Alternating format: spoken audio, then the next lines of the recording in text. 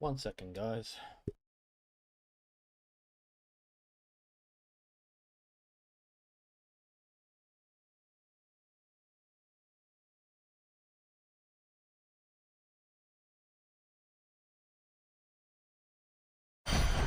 In the name of Mugen Tenshin!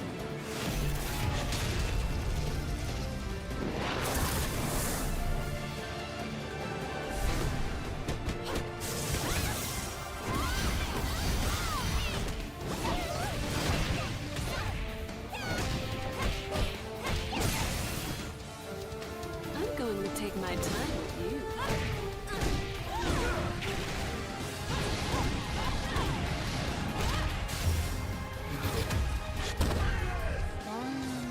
Fight me!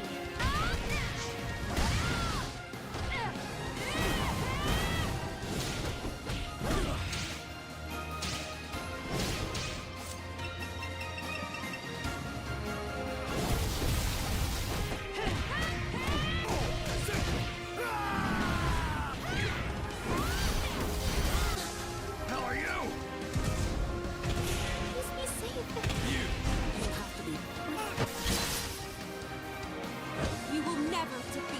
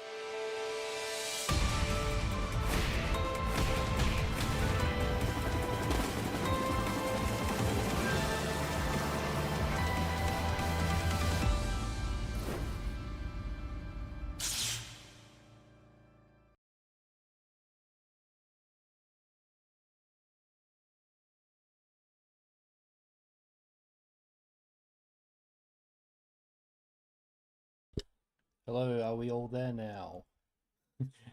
Can you hear me, actually, for once? Can you see the screen? Is it actually live this time?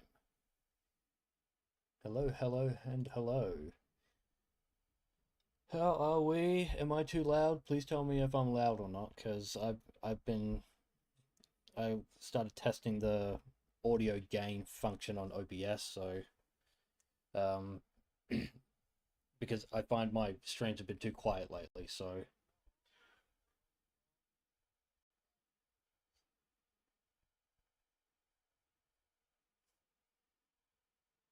okay. Maybe we'll be fine with that. Should be fine with that. You can hear me? Hi, hi. Okay, thank you.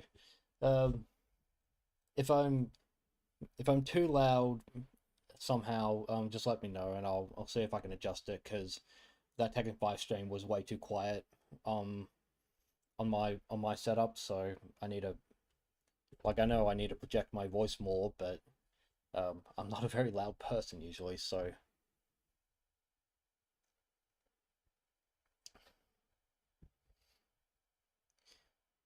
anyway, glad to see everyone's shown up to the stream today, because honestly was not expecting to stream basically until the weekend. I'm quiet.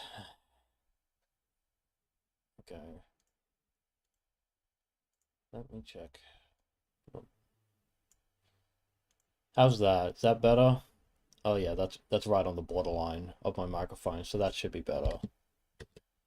Okay. Yeah, I guess that was a state of play stream. That was certainly a thing that happened today on Friday the 13th. So way better, awesome. That's what I want to hear. But yeah, anyway,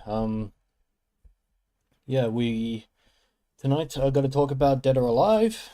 It's just a chatting stream. I'm not playing anything today. It's just going to talk about what we're seeing here, what was announced, what we can expect, what we can hope for, what we can dread potentially. So that's what we're here to do tonight. So I guess we'll start with the announcements that were made. Oh, actually no, before I do that, I owe everyone an apology for the stream hiccups and the scheduling issue with the Opie Bros channel. It's because our internet yesterday shat the bed completely, and it only got resolved today. So, like, I didn't think I was going to stream at all on my own setup because the internet was so bad. So I had to set up my own hotspot on my phone and get that sorted. And anyway, the Dark Souls stream that was initially planned on Wednesday or Thursday even, that's now been pushed back to the weekend because that worked out for us in terms of weather and just nothing going on those days, so it all works out. And that doubly goes as well for the DOA 4 thing. I was thinking about playing DOA 4 and then just again the internet fell apart on us, so it's like, okay, well, that was all set back. Yeah, so got all that. That's all sorted. So now we can talk about what we're here for today, which is Dead or Alive 6 and the newly announced 7th mainline Dead or Alive entry. It's not confirmed to be DOA 7 specifically. It could be a reboot for all we know, which I highly doubt it. Let's be honest.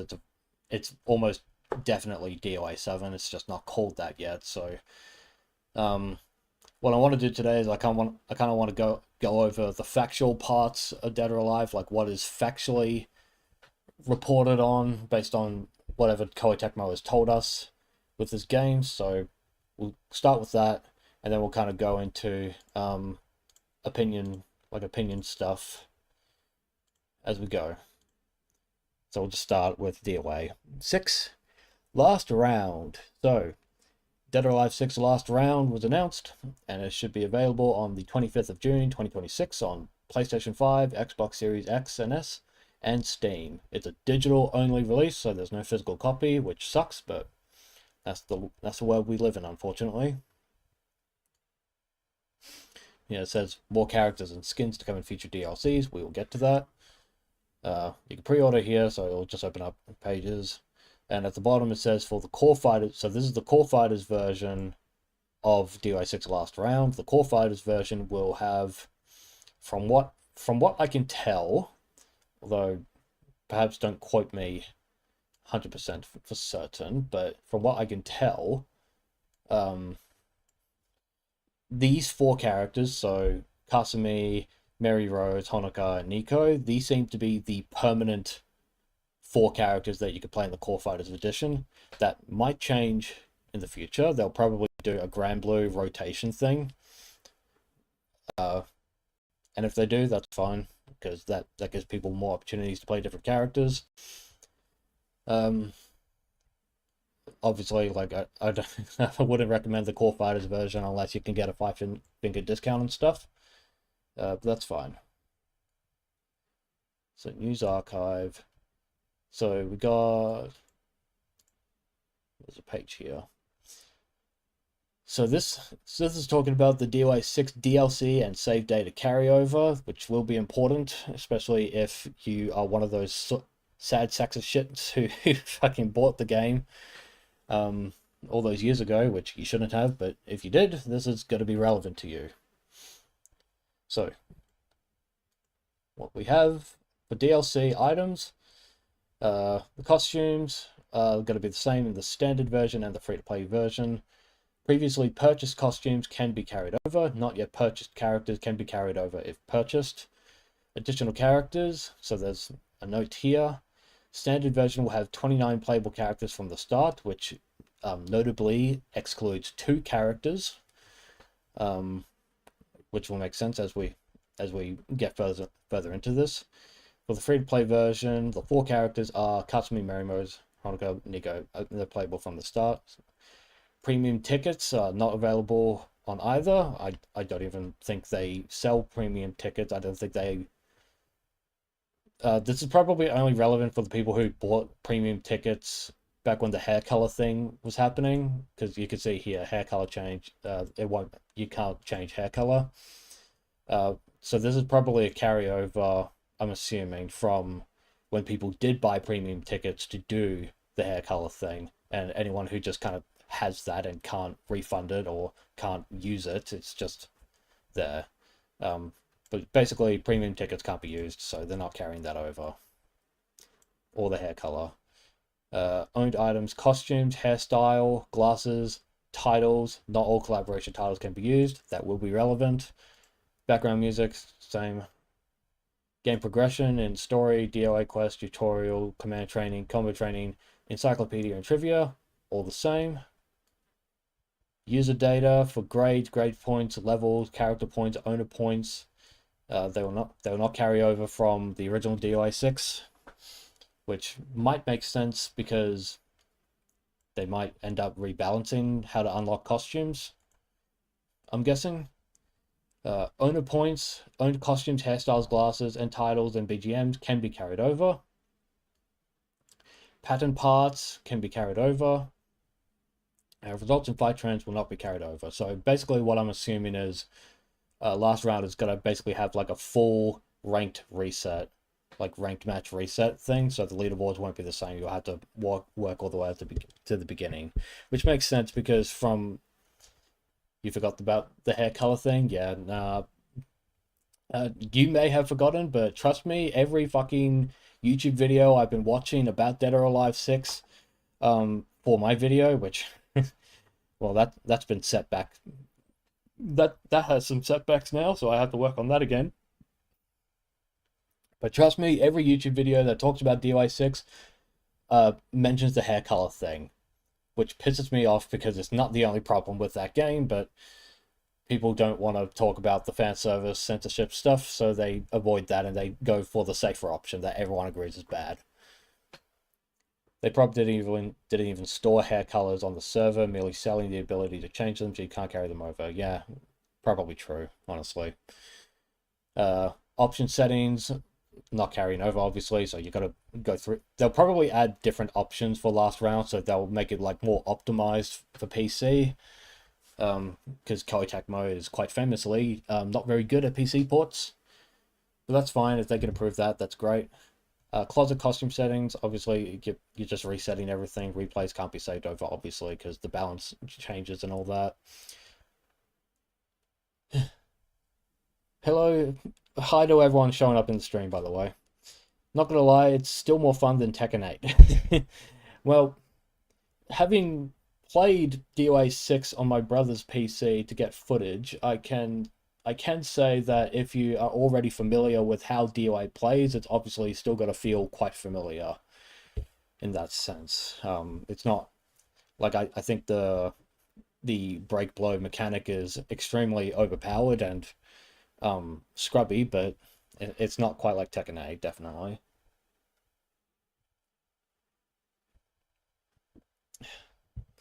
So the notes here says save data and DLC costumes can be carried over from DOA 6 core fighters. So basically it's doing what the DOA 5 thing was, where if you started core fighters and you pay for the full game, everything you bought from for core fighters carries over, so that's fine. Details on how to carry over data will be announced at a later date. Makes sense. Network play between DOA 6 and last round is not possible, which also makes sense because, like I said, they're resetting the ranked stuff, so that makes sense. So we'll get back now.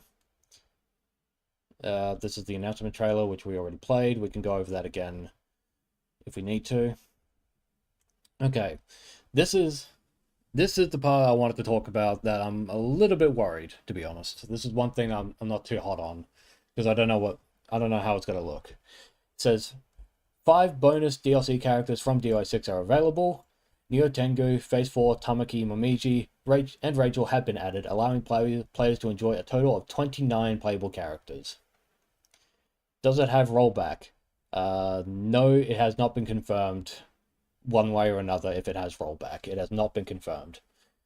We will get to online stuff when we get down to here. So basically at the bottom of the page. So we will get to that. Don't worry. But to answer your question, rollback has not been confirmed one way or the other.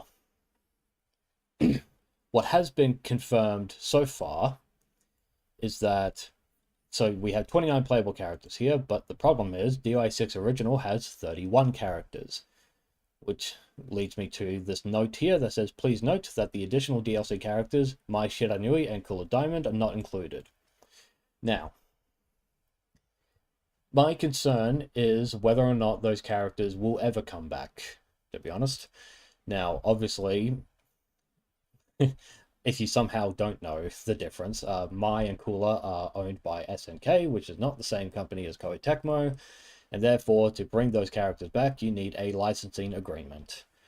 I do believe, based on the fact that they're not in the roster right off the get-go, that the licensing agreement that they had back when DOA 6 first came out does not apply to last round, legally speaking. So if they are going to bring them back, which I do hope they do, they need to do a brand new licensing agreement to get that sorted.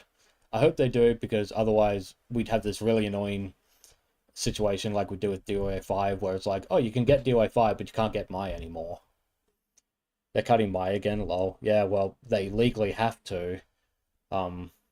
But I do hope they can rectify that. I hope they bring those two back, because obviously they add a lot to the game. They have, like, I'm pretty sure Mai has a cameo appearance with Kasumi as a cutscene. I'm pretty sure they have something about that. But I haven't played enough DOA 6 to confirm that, so we'll have to see. I really hope they add them back, because obviously Mai is where jiggle physics as a term came from. Like, she is the originator of jiggle physics. And Cooler's just a cool character, obviously. Really unique character. New costumes for 5 popular characters have been added. Kasumi, Ayane, Mary Rose, Honoka, and Nico will receive a total of 5 new costumes. This will not be the end of it, I can assure you. Oh, this one kind of looks like Ninja Gaiden 2 Black, I think. This one. I mean, this one, it's like, whatever, but that one kind of looks like Ninja Gaiden Black 2. Now, this is an interesting one. Probably paid DLC again. Well, yeah, that much is obvious. Because they say in the trailer, yeah, they say, so in the trailer they say 5 bonus and DLC characters from DOA 6 available, but when you look at the website, it says 5 bonus / DLC characters. Now, hopefully they clarify that in the future, because what that tells me, because if you've read the website, it would seem like it's only these 5 that have been added, which is not true. Because when you look at the actual announcement trailer, it says 5 bonus and DLC characters. So the language is a bit confusing there. And then it says new characters and costumes to be released post-launch. So that could mean Mai and Cooler will come back, which is fine. The question will then be, like, what characters are they going to bring in to fill the last slots that they couldn't fill when DOA 6 first came out and it first flopped? That's a question that we're going to have to wait for more answers on at this time. But my best guess as to what the extra characters will be, most likely Venus Vacation characters. Those are the most likely.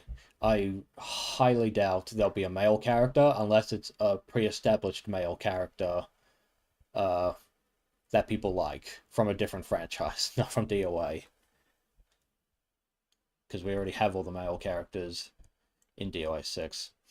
But anyway, the costumes. So, these have been added to the base game. What you'd be interested to know is that this is a Venus Vacation outfit that did not exist in DOA 6 originally. And the same goes for Honoka. that is from Venus Vacation Prism. So we can safely assume, oh, and Nico has one there too, I guess. We can safely assume, based on this, that the game's already on Steam. Like the page for Steam is already up, so you can check it. You won't be surprised if we get Virtual Fighter characters back as DLC. I would be surprised because Sega's Sega's already working on Virtual Fighter 6, so they might feel like they're kind of encroaching on their own territory if they let other people use their characters at the same time they're trying to make a fighting game again. There might be that like territorial aspect. I think the other reason, I think it would surprise me if they do come back, because Sega's there's no really nice way of saying it, but Sega has kind of drunk the woke Kool-Aid a little bit over the last few years. So I can see them not liking DOA the same way they used to back in the past, where they were a lot more okay with it. Dead or Alive is back. Yep, it is back. And that's why I'm streaming, to talk about it, to see what we can pass through. Ryu Hayabusa, yep, he's in it, and he's in this game and the next game, of course. But yeah, based on the fact we have Venus Vacation costumes in here, that tells me that so as I was saying with the Steam page, the last round edition exists now, so that has to have all the bundled DLC costumes from the original release. If they didn't, that would be stupid. Like that'd be that'd be a surefire way of ruining your fucking chance to get people back into the game again, which you don't want, I would assume. And yeah, it means any new costumes that they add after the fact, they're going to be Venus Vacation or adjacent to it. Photo modes, whatever, I don't really care. Been updated to the latest hardware on PS5, Xbox, and Steam. The gameplay has also been improved, which means there are balance changes that you got to see. It's also worth mentioning as well that when the trailer dropped for DOA 6 last round, they showed Kasumi in this outfit, not the original one, the shit one, the bad one. So when I watched that trailer and I saw Kasumi was in that outfit instead, like if they put Kasumi in that original default outfit, I just would have been like, ugh, of course, not worth getting, blah blah blah. Like I would have looked at that and I would have thought they haven't learnt their lesson at all. So to see them bring this costume back, like I can't lie, it gives me a little bit of optimism. Like there's a smidgen of optimism, like a little idea in my head where it's like maybe they actually learnt their lesson from 6. Maybe they finally fucking said, you know what, we're dead or alive, baby. We're not your fucking super serious Virtual Fighter or Street Fighter or Tekken kind of game, even though all 3 of those games had quote unquote Guna shit in it as well. And it's like, well, we just do that better, so why don't we just do that better and have a good game on our hands at the same time? You know? Like we said, yeah, this is the normal default, but they didn't show her in that trailer, so maybe.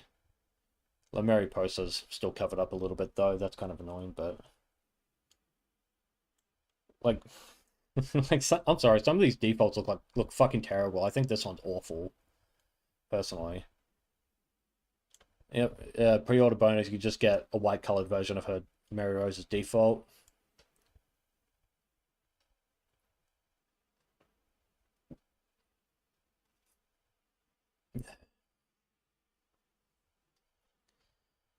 So at the bottom here, we have the platforms, which we already know. And it's a digital release, like we said before. And there's no crossplay supported. That's probably because No, because you can't. Hmm. I was thinking it's like, oh, you can't crossplay between a PS4 copy and a PS5, but I think, oh, well, it's not on PS4 anymore, so that wouldn't matter. Um, but crossplay not coming back, that kind of suggests to me this is not really supposed to be like it's not supposed to be the Dead or Alive game that you play forever. It's the one that's supposed to bide your time until the next one comes out. Which seems a bit ass backwards if you're honest. Yeah, it's the no crossplay thing. Yeah, it's not a it's definitely not a great look. Um, but I mean, it's like most likely the crossplay thing is a result of their DLC thing. Might be a DLC problem. It's like, oh, if you buy DLC on one platform, then you'd want us to let you have it on a different platform. I don't know what their reasons are. I'm just kind of spitballing for what could be the reason. But I mean, whatever, it's fine. The DOA6 having crossplay is not the hill to die on. The game you should be looking forward to is the one afterward for that. It's the cheap test the waters game like VF5 Ultimate Showdown on PS4. 100%. Yeah, you're exactly right. That's exactly the right comparison actually. Um so the question I guess there are some questions we can ask about yeah, this one. So there are some questions we can ask about DOA 6 last round as opposed to the original. So as we can see on the roster here, Kasumi still has that default outfit that everyone hated. Helena still has hers, which I hate personally. Lei Feng's is awful. Ionade's kind of sucks. La Mariposa, nah. There's a black mesh that I would get rid of personally, but I mean, what can you do? So the question kind of remains, and I guess I'll disclose this now. So my Dead or Alive video has hit a bit of a snag because of this announcement.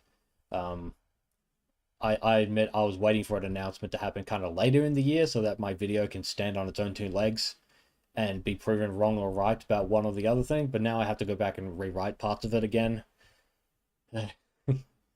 Which is fine, I guess.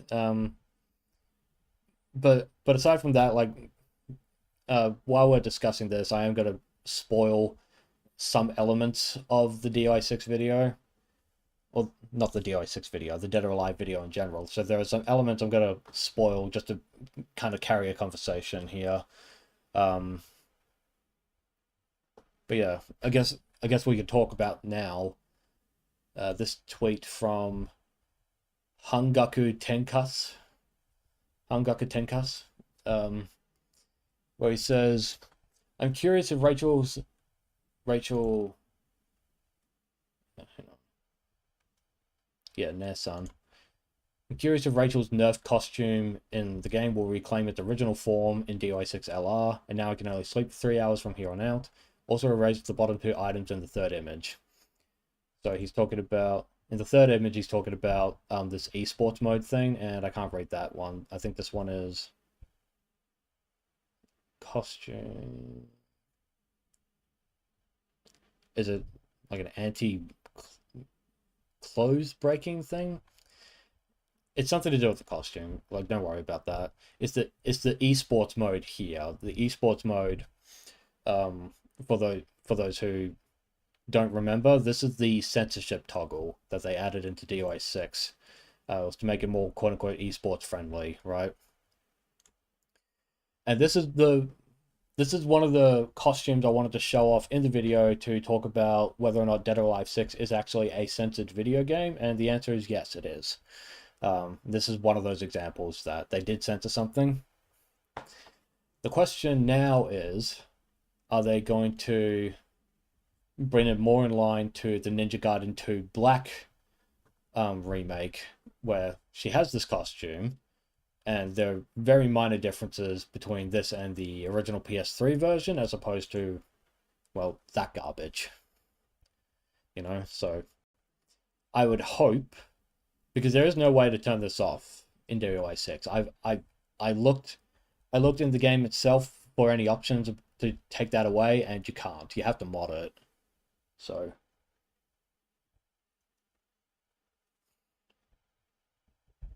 hopefully then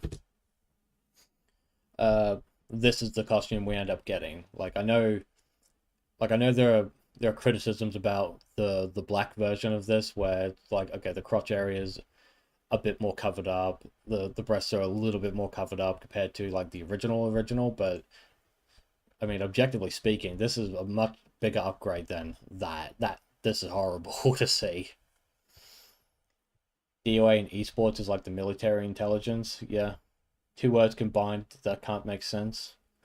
Yeah, no, it's antithetical to Dead or Alive. That's what people have been saying for years, ever since DOA 6 came out and ever since it flopped.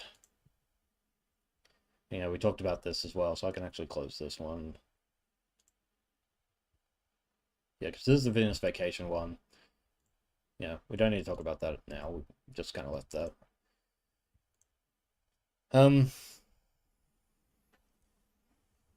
So yeah, I guess that's everything about DOA 6 Last Round that I can talk about. I already went over the objective stuff, and now I get my opinion as to whether or not. I guess the question would be, would I buy DOA 6 now that there's a Last Round version? Well, I'd be lying if I said I wasn't curious about seeing more information about Last Round. But at the end of the day, it's like, until I see more to convince me to buy it, I'm obviously not buying it. I don't see a reason to. So, like, you shouldn't be pre-ordering video games anyway. Like, I pretty much stopped pre-ordering games. God, when was the last one? I think the last game I pre-ordered was Tekken 8. Then, well, look how that turned out, right? It's a game I thought I was going to play a bit more religiously, and then I didn't, so. But yeah, because we don't have enough information for DOA 6 Last Round, uh, I'm holding off on from making any purchases about it. Now this one, so now we can talk about the real announcement, which is here. Oops. How do we... Yeah. Okay. So, this is the elusively named Dead or Alive 7. So we don't know for sure if it's called Dead or Alive 7 right now. It probably will be. But for now, we'll just say DOA 7 for the sake of conversation. So we got the Doatech building. I don't know why Doatech is still around, because it self-destructed in DOA 4, but whatever. And then we got Ryu Hayabusa, who's like really important for Ninja Gaiden and Dead or Alive in general. He's the connecting tissue. We've got Kasumi here. See if I can bump the resolution up.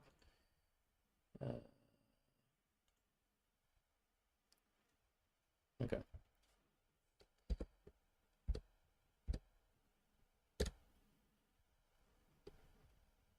It's the UAC thing. Is it ever really dead? Doatech needs the funding somehow. Yeah. Yeah, I don't know. Like, it's something I think everyone kind of agrees on is the story after DOA 4, at least after DOA 4, it doesn't make a lot of sense anymore, because if you actually play DOA 4, it's like Helena like closed the book on Doatech.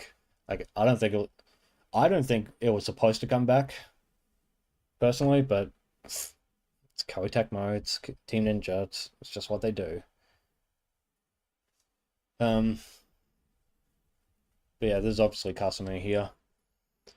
Like, bro, it's being propped up by the Saudis, so it's being propped up by something. Definitely. Nice. Deep cleavage shot here. Damn. See, this is what DI6 is missing. It's like this part. Oh, my cursor's not showing up on the screen, but you see the deep triangle cut on the right side of the screen. Obviously, it's like this is what DI6 needed to show for the casual fans to be like, yeah, okay, this is still Dead or Alive. This is not trying to chase a new modern audience and all that stuff. This is what they needed to show. Why did they name DI6 Last Round? Weren't the last they naming only? Okay, I don't know what the grammar is for that. It came back same reason why Bison is back at SF6, nostalgia and money. Yeah, I think I don't think it's for nostalgia. I think they ran into the problem from a storytelling perspective of like, oh, we don't have this like essential pillar in the story that kind of like gives them a reason to come and fight each other. Like it's kind of like the pin. Like if you take that pin out, the whole thing collapses, kind of thing. So I'm guessing they just brought back Doe Attack for that. I know there's a thing with DY6 where it's like, oh, what's his name? Donovan? Like Dr. Donovan or whatever. There's a whole thing with him coming back. And there's a whole cloning thing going on. I haven't played DY6's story yet, so I can't really comment on it. Why did they name DY6 Last Round? Weren't they only naming in... I don't know what you're trying to say. Weren't the last the naming only in 5, and wasn't it supposed to be the last entry at the time? It's for branding purposes. Like DY5 Last Round is the one people are familiar with now. Like it's the version of DY5 that everyone talks about. It's like, oh, the Last Round version of that. No one plays Ultimate or Plus or the original. Second try. Why did they name DY6 Last Round? Weren't the Last Round the naming convention only in the 5th entry, and wasn't it supposed to mean that it was supposed to be the last entry at the time? Sorry for breaking sentence. It's fine. It's clearer now what you meant. But yeah, like I was saying, it's just branding. It's marketing. And you know, like naming it Last Round at least makes sense. It's like, yeah, this is going to be basically the last version of DOA6 that you'll need, minus probably like balancing and characters and DLC. That's a whole fucking... That's going to be a whole other things. Like, I actually did some calculations literally the other night. It's like Ultra or Final Showdown. It's supposed to be the final complete version. Yeah, like I was saying. But yeah, I was running some numbers last night because DOI6 is actually discounted on Steam at the moment. And I was like, okay, well, out of curiosity, how much would it cost me to buy the digital deluxe stuff and... Oops. Yeah, it's like, how much would it cost to buy the digital deluxe plus all the season passes? So we're ignoring all the individual costumes and the individual bundles that are already included in the season passes, and we just calculate it based on digital deluxe plus season passes 1 through 4. And it came out to about nearly $300 to get all the content. But now it's about $60 in my currency for the Last Round version. So from that perspective, it's cheaper if you wanted to get into the game. But it's going to get more expensive again because, well, Koei Tecmo knows how to make money. So that's one thing the FTC is never going to win on. They're never going to convince Koei Tecmo to get rid of their DLC practices. It's just too lucrative. You would have named it Ultimate to capitalize on nostalgia. If they did that, the problem would be people would expect there to be a third version of DOI6 later down the line, whereas this just cuts the middleman. It just says, you know, yeah, no, we're just we're just gonna update this, and this will be the last version you need of it. I'm curious if they'll delist DOA 6 though. I have no idea. Anyway, so yeah, fuck, man. Like I said, this is what DOA should be like the thighs, the boobs. It's like this is what people wanted. The cool and the sexy. There was no need to throw one out of balance for the fighting game. We could have had both. It was fine. I know. Okay, can't say anything under the dress.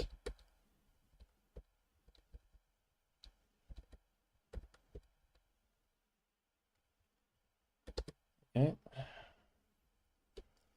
SF6 and Tekken 8 ain't much better with battle passes and online currency. True. No one ever talks about, like, everyone talks about how Dead or Alive has such expensive like DLC, and they're not wrong. It is expensive, but no one talks about fucking Street Fighter or Tekken with their limited time FOMO battle passes. Like, criticize DOA all you want for the DLC stuff, but at least you can buy them basically whenever you want. For the most part, anyway. Apart from like licensed stuff like Attack on Titan and SNK characters. But Street Fighter and Tekken, it's like if you don't get the battle pass rewards here, you're just fucked. You just never get them again.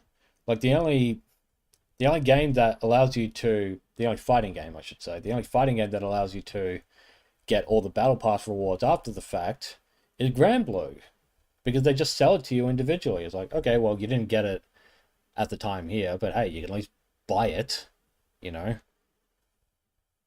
Very different from what other games do. At least DOA's costume stuff is still buyable instead of missing out on all the good customization. Exactly. 100%. Okay. So we got Hayabusa here is doing... Yep. Well, there's no doubt this is Kasumi. It's obviously Kasumi. Like, I don't know how anyone could speculate otherwise, but damn. Like, look at that.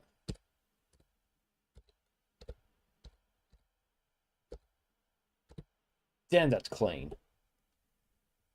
This is all they needed to do for DOA 6. It's all they needed to do. It's right in front of me. I can see it, man.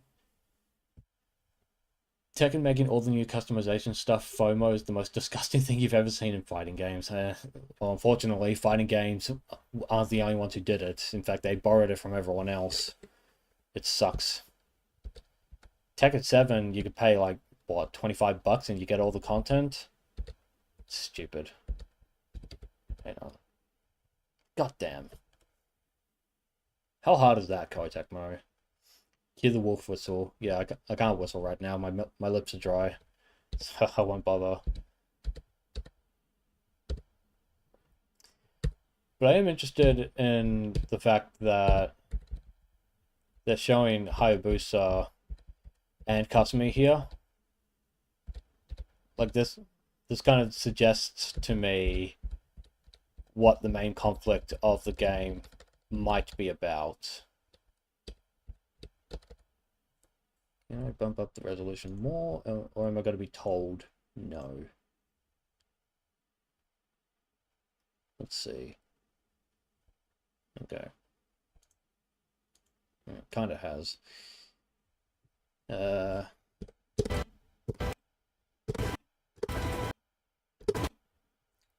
Hang on. Okay. So there's Japanese there. I'm pretty sure. Well, the first part says Sekai de, which is like the world. Sekai de Ichiban. So it's like #1 in the world. And I'm pretty sure the kanji after that is for beautiful, so I'm pretty sure it's supposed to say Utsukushi, I think. I haven't brushed up on my Japanese, so don't like quote me. Please verify for yourself if you can. but it should say Sekai de Ichiban Utsukushi, which is like the most beautiful in the world, which I assume is like an advertisement, like a billboard thing. Damn, I know kanji. Nice. Well, yeah, I studied Japanese in uni for a couple of years. Um, I've fallen out of practice, but I can read tiny bits of Japanese still, even though I haven't practiced in a while. Like, and once you're familiar, like when you get familiar with the shapes, um, with like in the right context, you'll know what it says anyway. Like obviously, the kanji there says sekai for world, like planet, so I already know that.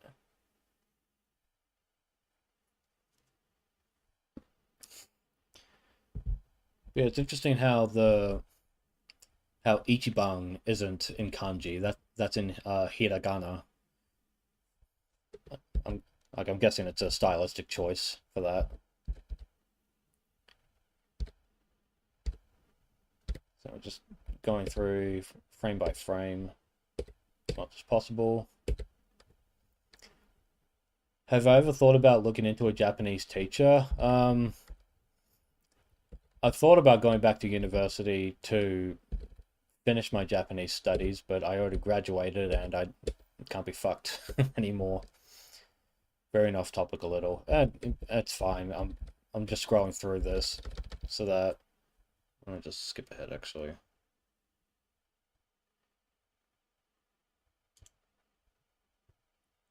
I guess we could kind of talk. Damn.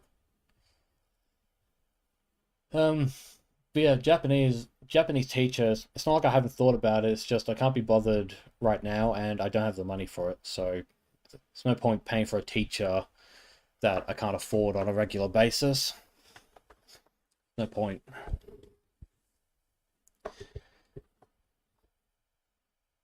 Well, I guess while we're stuck on this frame here, I guess we could talk about.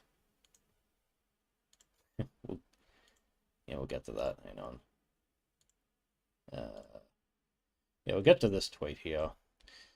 Um, so if you're on Twitter, you've probably seen Manga Lawyer. He's broadly speaking an anti-censorship like Christian Twitter account. So it's like whatever, you know. Um, and he's kind of going all in on the idea that they are that they're censoring Kasumi again with this outfit. So he says the next VOA is 100% censoring Kasumi. They intentionally reduced thigh back exposure compared to the original design and are baiting switching by focusing on the chest. It's clear as day. Put pressure on Tecmo's ethics department so they don't back down a single bit. Okay. You were learning kanji years ago, only basic ones. You knew the ones for Sekai, but didn't notice until I said it. Lol. Yeah. uh, yeah. It's something you like. It's something you gotta like when you're learning a new language. You gotta do it like you're learning your native language. You know. So when you learned your native language, you didn't just learn how to read or write it. You learned how to speak and listen to it. So you got to do all these things consistently in order to improve your proficiency. Mongoloid is Christian? Didn't know. Well, it's got a cross in his name. It's got a cross in his name. He's Catholic. Um, say what you will about that, I guess. But I guess he's just kind of going in with like I'll be on like I'll be fair and say like his worry his concerns are not like unwarranted for this kind of thing. You think the new costume is cool? I like it too. I think it's a lot better than the DOI6 one. That one was terrible. I hated that one. Um, but this one, it's like I understand his concern because Koei Tecmo has a history of censoring their characters.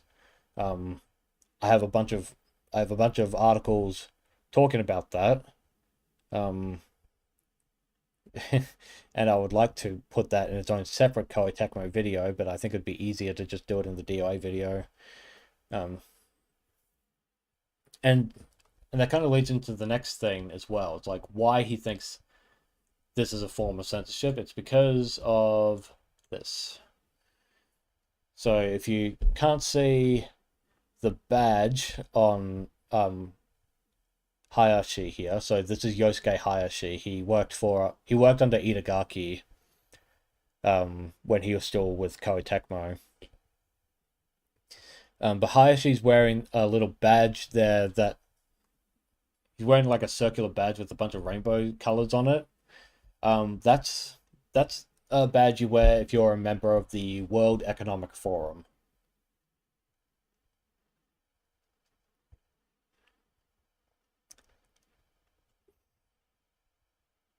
Got DOA 6 on right now. Got to check the default. Wow, that costume is just bad. Yeah, it's fucking terrible. It looks objectively shit. It's actually shit. Same with Lei Feng's. I think hers is crap too.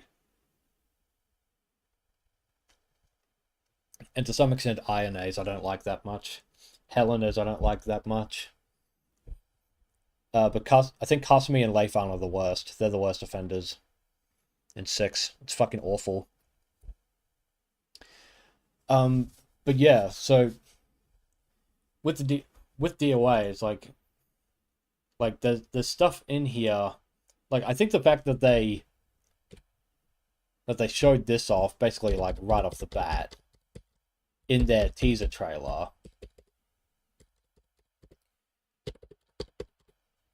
Like you have to think you're doing the James Doak stare due to immediately noticing the pin. Yeah. Yeah. So in fairness, this is a double-edged sword, so to say. You know? The WEF cattle branding, sad. Yeah, the thing is, right, like Hayashi's not the only one who's worn this badge. A bunch of Koei Tecmo employees in a bunch of presentations, they all wear this badge. Like you see this in almost every Koei Tecmo presentation, and it really kind of like activates the almonds a bit when you see it. It's like why are you so deeply embedded in the World Economic Forum exactly? Like why are you adhering to it so much? And the answer is because money, really. It's mainly because of money. I don't think Hayashi for one iota of a minute actually gives a shit about like LGBT, Black Lives Matter, climate change issues. Maybe climate change because people don't understand how much of a fucking psyop it is. But yeah, I don't believe for a second he cares all that much about it. This is purely for like investor virtue signaling, I think. So, like when you see this and you pair it with this, like yeah, this is concerning. This is absolutely concerning. Nothing I can say to the contrary can remove the fact that he's wearing this badge. The only thing I can kind of offer as a counter argument is that I believe Team Ninja are playing, like they're kind of playing both sides of the culture war, so to say. You see what I mean? The designers got lazy. The designers got esports, definitely. The designers became esports. That's what they tried to do with DOA 6 and it flopped. So that's why they showed Kasumi in her in this outfit. It's like they know they fucked up with the marketing of DOA 6, and boy, you do not like you gotta see it in my video, but I cannot stress enough how fucking terrible the marketing was. That's worse than esports, lol. Yeah, it is. But I cannot stress to you enough just how fucking terrible the marketing strategy was for DOA 6. Shinbori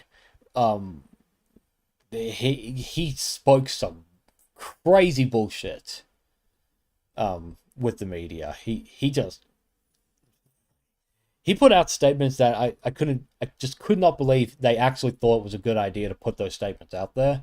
I could not believe it, honestly.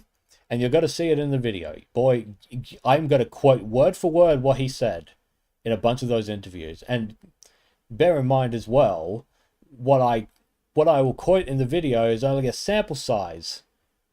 It's probably it's most of the ones I could find anyway. It's bad. Hi there, thanks for joining the stream. A Gamer 2000, nice to see you. Thanks for joining. Yeah, no, fuck, man. People, like, every Dead or Alive 6 video I've seen on YouTube, just to kind of like help with my research, the only one I saw talking that mentioned any like interview statements is the Canadian cuck known as Matt McMuscles. He's the only one who brought up any interview statements from Shimbori about DOA 6. The problem is he didn't go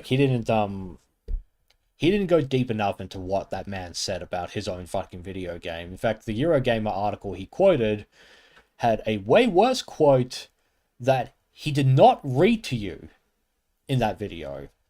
The video I'm thinking of is What Happened to Dead or Alive 6, or Dead or Alive 6 What Happened, whatever it's called.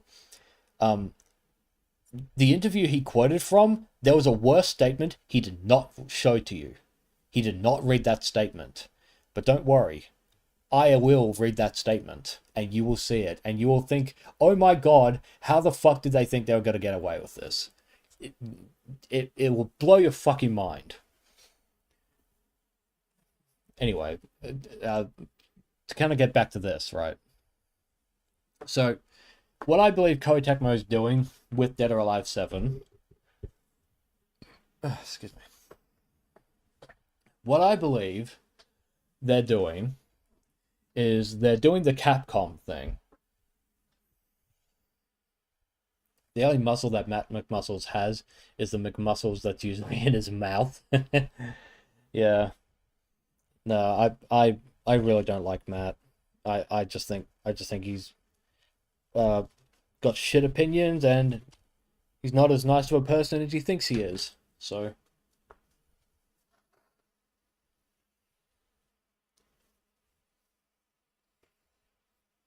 you know, whatever. He's whatever. What he's got to think about my video is none of my fucking, like, it's not my fucking problem. But rest assured, there are going to be some YouTubers who are going to be mentioned in this video, and they're not going to be happy with me, but it has to happen. They have to be called out.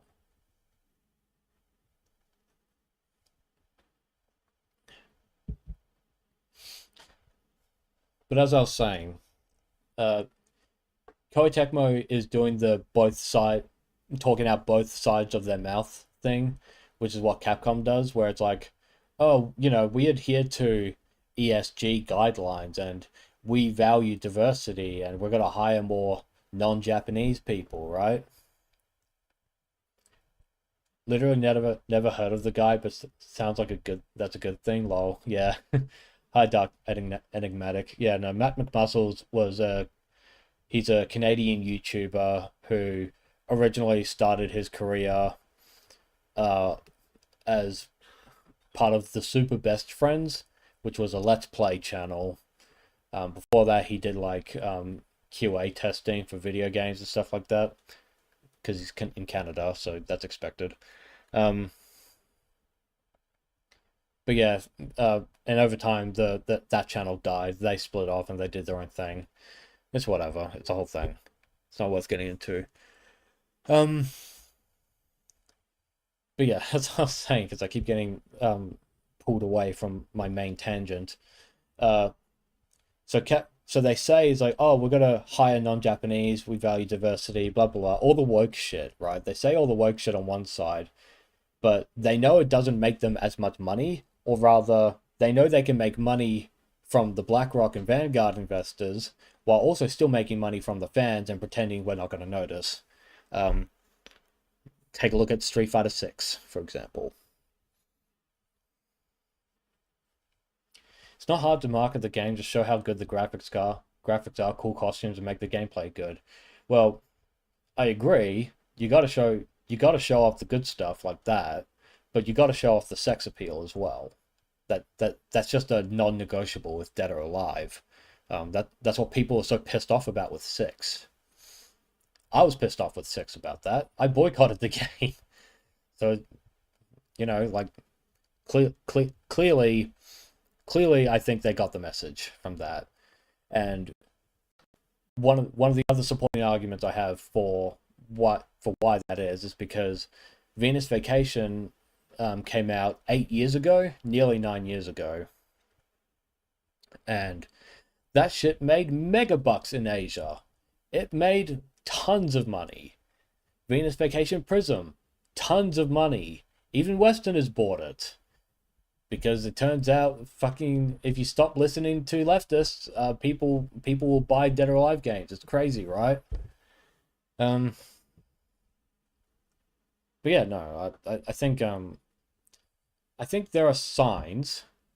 I'm not gonna say with 100% certainty that like DOA is back. Like it wouldn't be honest for me to say DOA is back when there are still questions, like good questions that we should be asking. Hence the World Economic Forum thing, that this badge here, or just the censorship here, or stuff like that. So I guess to bring this all back to Mongoloid, it's like, do I think he's correct to say that they're already censoring Dead or Alive 7?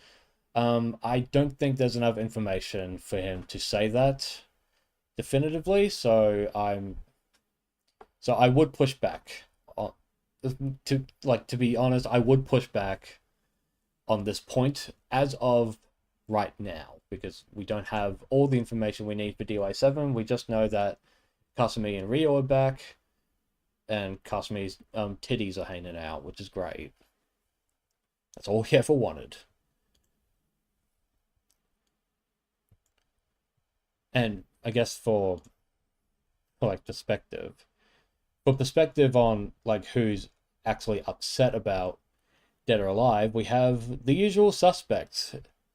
An account that identifies as she/it with a transgender flag in the profile and is only 19 years old, which tells you everything you need to know about how intelligent he thinks he is. But yeah, it hasn't even been a day since DOA 7 came out, and already we're having people complain, this hecking chudding problematic. Why is the man not sexualized as equally as the female?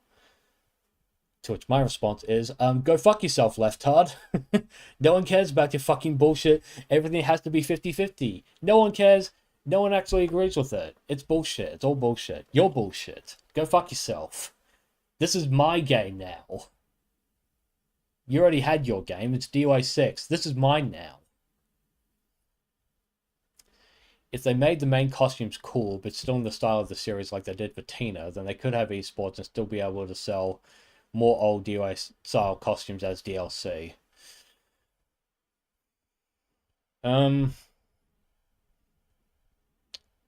be honest, I don't know if they can, because they already tried with DOA 6 for at least some of the characters. Like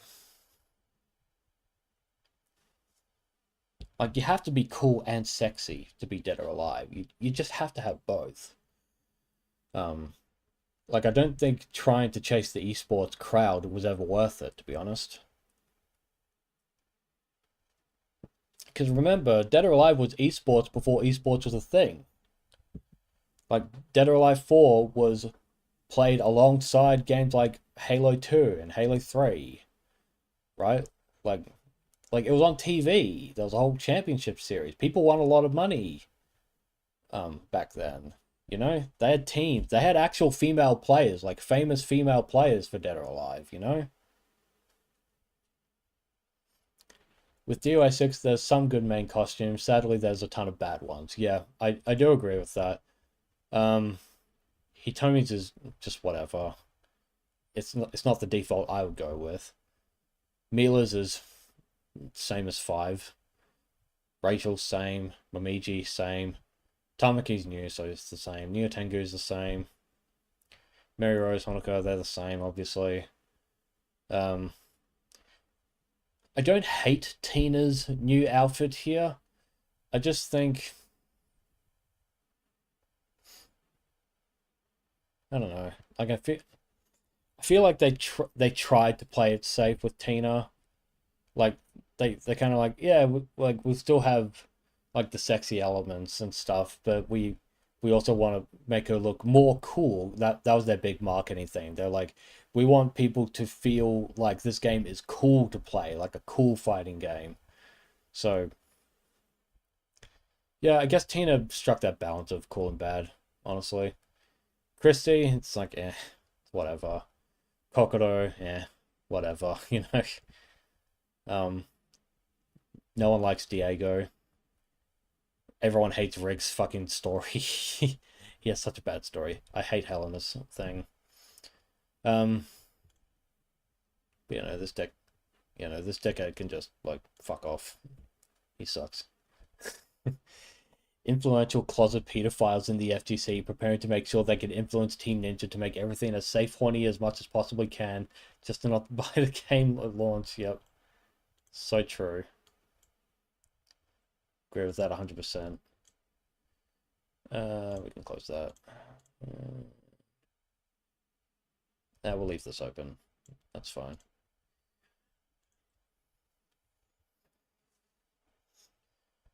But yeah, I guess those are my thoughts at the moment for DOA. Do I think DOA is back? I think they're knocking on the door, and I'm peeking through the hole, so to say.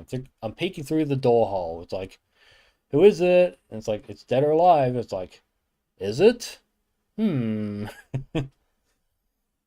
I guess I can pass the question on to you guys. Is like, what do you think of the announcements here? Like, what do you think of DOA 6? What do you think of DOA 7? Like, how that looks? Yeah, just like that though. That's fine. Yeah, I'm just gonna hide the screen for a second because I got some DMs. I want to check those. Oh, okay.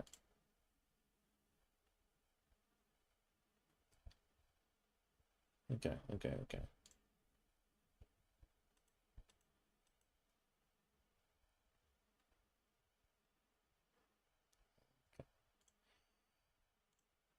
All right, screen's back. Apologies for that. Just needed to.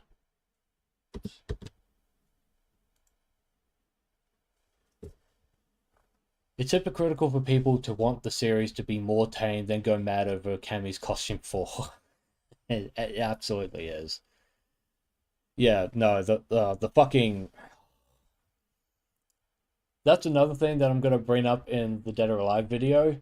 The sheer fucking hypocrisy of the FGC is astounding. It's astounding just how they could be so hypocritical and not see it.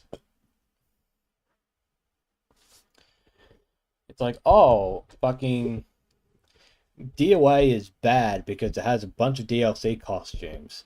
It's like, okay, well, that's a bit extreme, but yes, the DLC is a problem. And the DLC being a problem is because it's Guna bait. And it's like, I don't agree with that, but okay. And it's like, you should play a more serious fighting game. How could I take Dead or Alive seriously? You should play Street Fighter or Tekken. It's like, don't those also have Guna content in it by your standards? No. You don't understand. No. See, my game is good and your game is bad because I said so. So, so that's the bottom line, exactly. You know. So So fuck you, and go fuck yourself, and fuck off and die. Haha. That's the FGC in a nutshell. It's pure hypocrisy. You'll try the last round demo when it comes out. Yep, fair enough. I I won't say I'm writing off DI6 last round completely, but it's definitely I'm definitely keeping an eye out. It's like I haven't written it off yet. Time will tell. Yep, what we need. We need more info. Dude, it's why you can't fucking associate with the FGC. They have this smug undertone that feels more like trying to survive in Downing Street or the White House. Yeah, no, it's insufferable. It's fucking infuriating to see. There's a YouTuber whose name I will not mention in this stream, but he is in the DOA video. There is a DOA YouTuber who made certain demands for the kind of fan service content that should be in DOA, i.e., it should be reduced, they should be taking away the Gooner stuff. And that same YouTuber then saw the summer outfits for Street Fighter 6 characters, and he was like, damn, that shit good. It's like, why would you say DOA should censor itself, but then when Street Fighter does it, it's like, that shit fine as fuck. And don't get me wrong, I like the bikini costumes in Street Fighter 6. I actually decided to buy some of them, because I'm stupid. But I bought them, because they're good costumes. So I don't have a problem with Street Fighter adding the quote-unquote Gooner bait.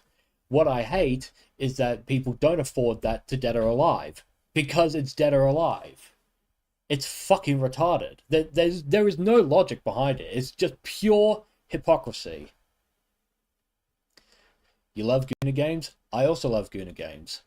Fucking Senran Kagura. There's some of my favorite games when they were coming out. Like, I played the shit out of Estival Versus. Great fucking game. You can't prove it, but you think even the term FGC was always a psyop. FGC became compromised as soon as the term was conceived. Interesting theory. I don't have any strong feelings one way or another about that, but interesting theory. You mean the community thinks we're in the golden era of fighting games only because Street Fighter 6 is doing well? It's terrible. Yeah, definitely. And even those same people who are saying we're in the golden era, they're complaining about Street Fighter 6 for a bunch of different reasons. This will also be mentioned in the video, incidentally. But they talk about we're in the golden age, but they still complain about it, right? They still complain about Street Fighter 6, but they're still going to play it because Street Fighter 6. No one liked modern controls, for example. Drive rush is a problem for some people. Sorry, just charging my phone. And you know, there are complaints as well about Street Fighter 6 taking too long to put out new content. And I do agree with that, by the way. They should be putting out more DLC costumes, but they're not. Probably because of Monster Hunter, maybe. I don't know if Resident Evil played a factor. Probably not, to be honest. Because we know Capcom has their different divisions, and they all work on different games. There are people who believe Street Fighter developers were pulled away from that to work on Monster Hunter because that's such a big game, so I can understand that if that's true. But you know, the one thing the majority of the FGC won't complain about is the fan service in Street Fighter 6 because it's Street Fighter. They're allowed to do it. Dead or Alive is not allowed to do it. Why? Who knows? We like Street Fighter better. We don't like your game. It's like, oh, well, okay. So I guess we're just being hypocrites. That's just the name of the game now. But yeah, the Golden Age. The problem with Street Fighter fans is they assume the entire FGC revolves entirely around them, which like I get it to some extent, it's true, but it's not the full picture either. Like for example, we talk about the dark ages of the fighting game community, like the genre, the dark ages, but in actuality, it's the Capcom dark ages. It's not the fighting game dark ages. The fighting game dark ages included stuff like Tekken 5, Blaze Blue, Virtual Fighter, Soul Calibur. Like it had a bunch of games that weren't Capcom. So it's really a Capcom Dark Ages, but the narrative in the FGC is centered so much on Street Fighter because the people in the leadership positions obviously enjoy Street Fighter. That's the game they care about the most. So they pass that information down, they spread it amongst themselves, and we listen to them because FGC leadership is infallible, and it just becomes common parlance, even if it's not true. Another interesting theory, Street Fighter 6 Guna Bait is good because at the time the agenda was no one takes away fan service from games, they'll get FF6. Yeah. I see what you mean. I do see what you mean. Yeah, there are definitely people who say stuff like, "Oh, what do you mean Capcom censors video games? Have you seen Cammy's butt?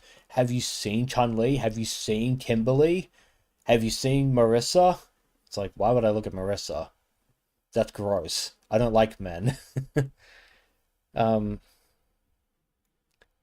yeah, it's one of the frustrating things with Capcom because Capcom's like my favorite studio, but fuck do they annoy me. It's like because Capcom has censored their video games as well. Like let's not beat around the bush. They have censored their own games. Pragmata had some censorship that I got called a fucking rat about, but whatever. Onimusha 2 censored itself. Devil May Cry 5, the PAL version, that was censored. You know, so it's bullshit like that, man. It's just bullshit. It's just a perpetual gaslighting campaign, really. They complain about Street Fighter 6 issues, Fatal Fury fixes most of the issues. They still refuse to play Fatal Fury because it's not called Street Fighter. Yep, very true. Yeah, there's a whole it's a whole thing. It's like no matter how many alternatives you offer to the FGC that address their complaints, if it's not what they're already comfortable with, they won't move over. I can at least say when I quit Tekken 8 that I actually did move over to Virtual Fighter for a little while, you know? So I actually put my money where my mouth is. I actually was like, you know what? Fuck Tekken 8. I am gonna go move over to Virtual Fighter. I want to see.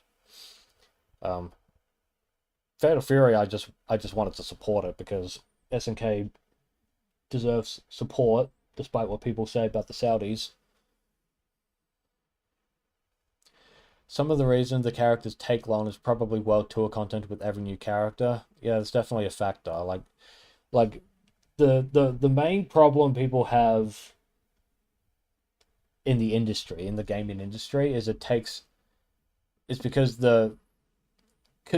of graphics, because they went in so hard on the graphics bubble. It requires more time to perfect, and it requires more checks to see if it all works properly. Lighting is the biggest one. So they have a bunch of that stuff that they have to work out, and then they have to make sure it works in all environments and all that stuff. The dark ages of fighting games were great. Virtua Fighter 4, Soul Calibur 2, KOF 11, Tekken 5, it was great. Yeah, there's clearly a bunch of good fighting games that came out during the supposed dark ages.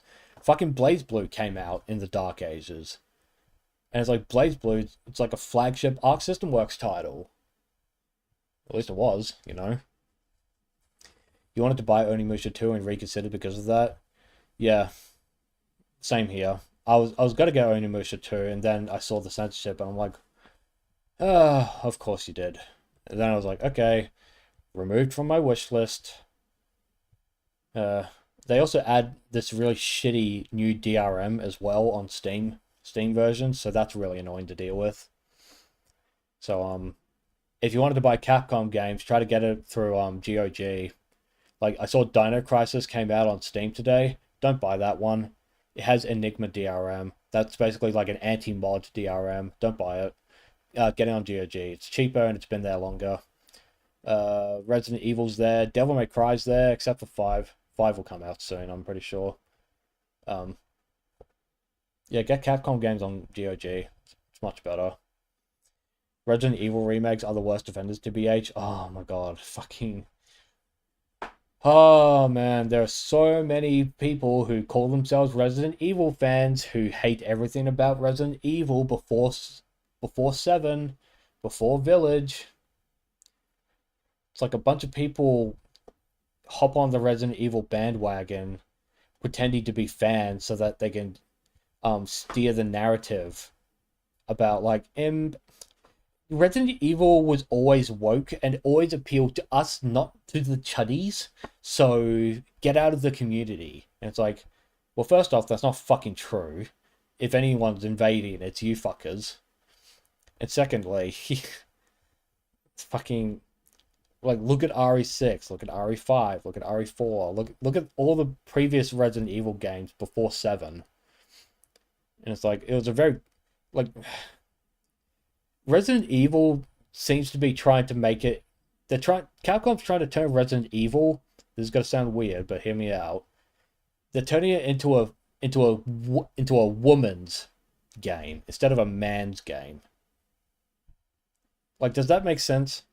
Like Capcom had other horror games in their library that actually had like female characters, like protagonists, that involved not using a handgun or anything like that, right?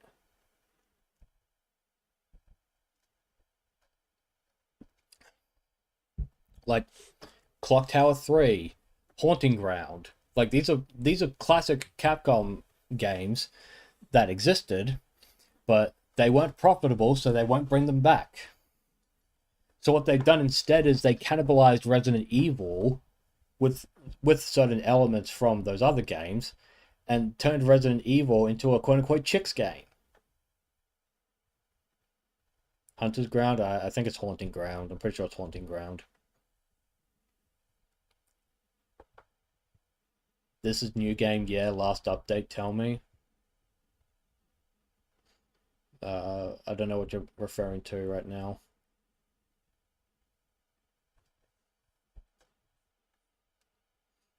Hello, by the way. I don't know what you're talking about. This is new game, yeah, last update, tell me. Okay. It's sad because Capcom infects older titles with Enigma because mods cause reputational damage, quote unquote. You did buy on GOG what they had, yeah. Yeah, no,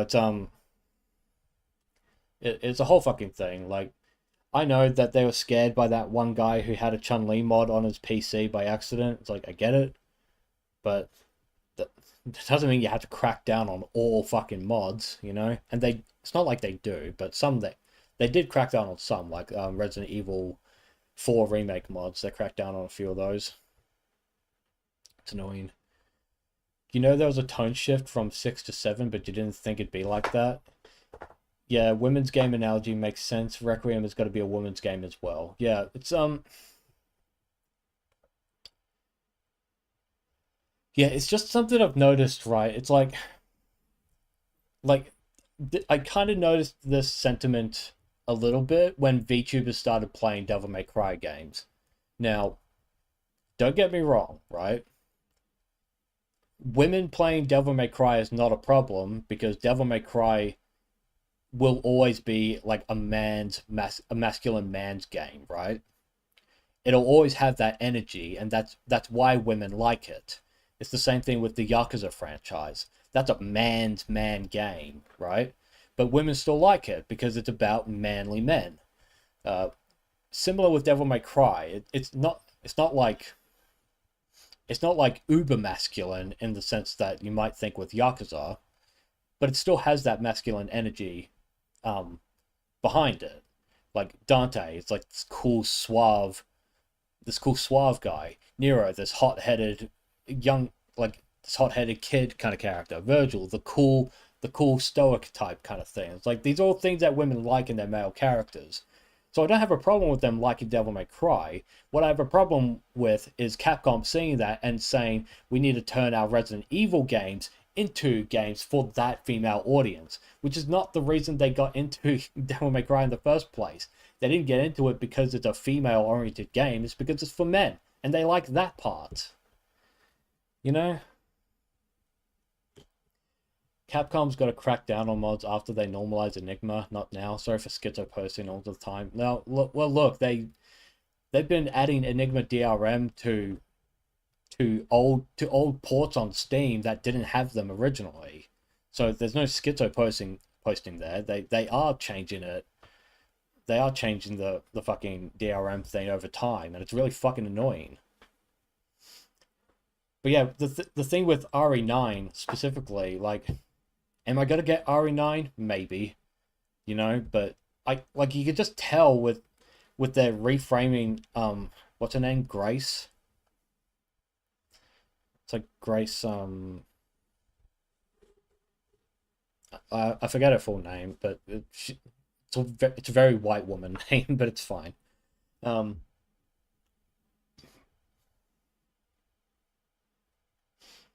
yeah, it's like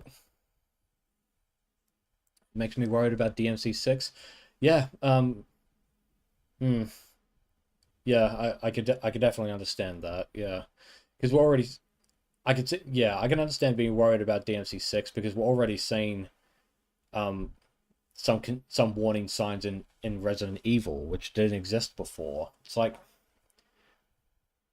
first RE8 started with the whole safe horny thing with the Lady Dimitrescu girl who died like basically in the first quarter of the game.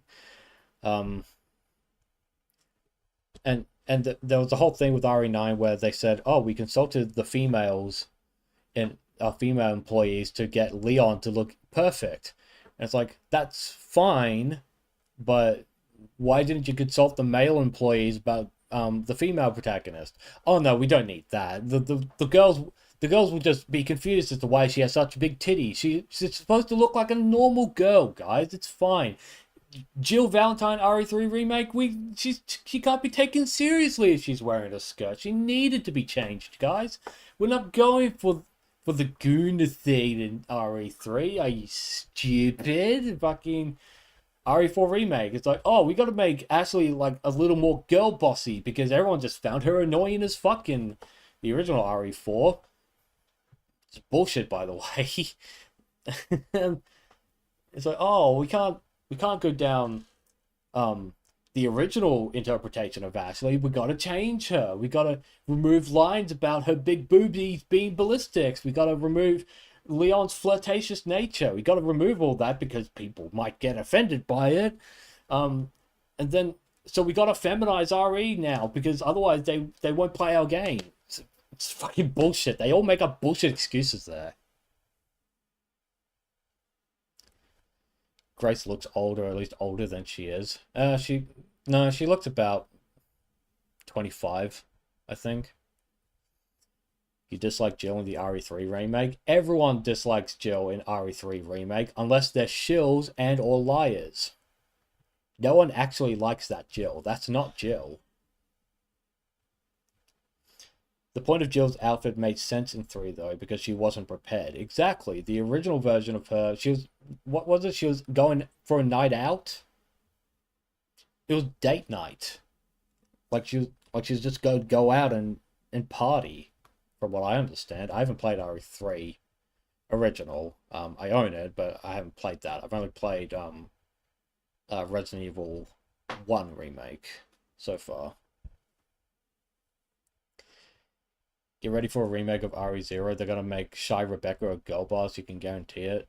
Oh, more than that. Wasn't there a thing in Code Veronica where there was like a cross-dressing character and you call him a freak? If they remake that, they're gonna remove that. That's gone. That's not staying. I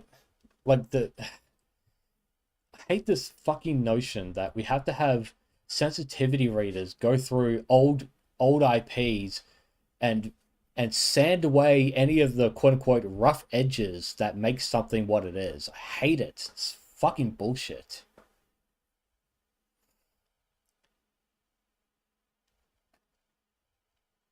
And the annoying part is, you don't see anyone talking about this on YouTube or anything like that, because all you see is the YouTuber shill hype train. It's like, oh my god, RE9's got to be the next greatest thing ever. And it's like, here's the thing: I don't even think the game is gonna necessarily be bad. I'm not saying RE9 is gonna be a bad game. I'm just saying there are like choices made in the back end that you wouldn't see in the original RE games from 1 to 6.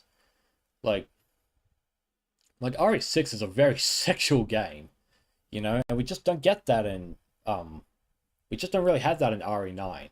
Well, I guess we do technically. It's just for women now, not for guys. Like, I hate this notion that to draw in women to your game, you have to change your masculine game into a feminine game. It's not necessary. Completely unnecessary.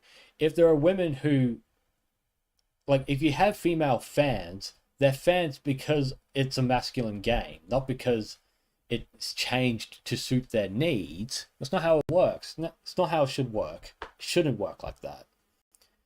They'll skip Code Veronica. Well, let's hope they do.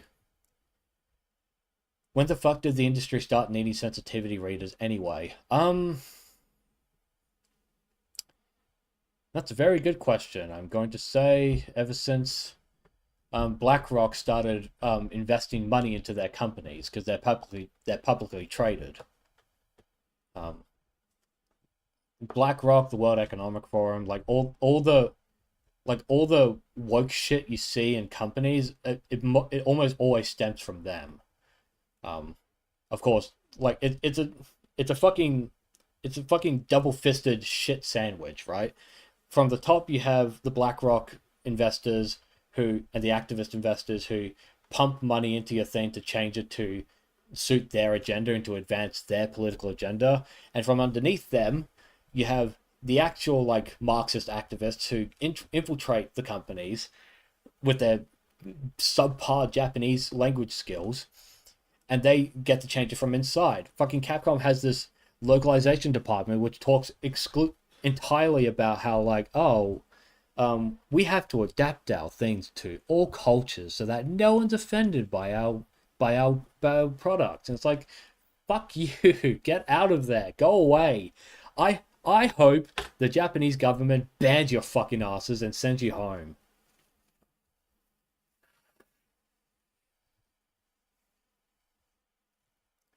RE9 will be a bad game. Well, at least the Grace half, Leon's half, has a chance. That's fair. That is fair. Yeah. Yeah, I'm not a fan of what they're doing for Grace, where they're just making her a Haunting Ground or Clock Tower protagonist in a Resident Evil game. It's like, let's just have Leon. Everyone plays it for Leon. They're not, like, no one is going to talk about Grace like they will talk about Leon or Jill or Ada or Chris or anyone like that. She's not going to be in the pantheon of RE protagonists. Like, you know how long it took for people to start talking about Ethan Winters in a more positive light? It took fucking RE8 for that to happen. RE7, no one gave a shit about him. No one cared about him at all.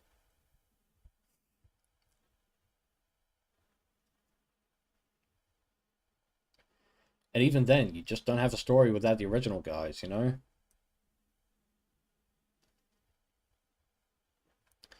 But, I think Grace's sections are gonna suck. They're going to be the least replayable part of RE9, in my opinion.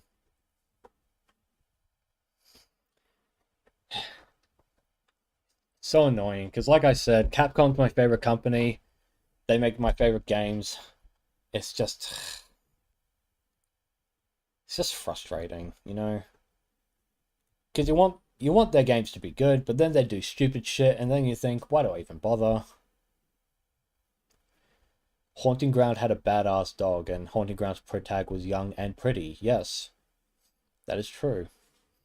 I actually have a copy through alternative means, as the meme goes. I acquired a copy through alternative means of Haunting Ground, so I can play that whenever I want now. Isn't Haunting Ground like hundreds of dollars on eBay now? Isn't it like really expensive? I think I saw something about that.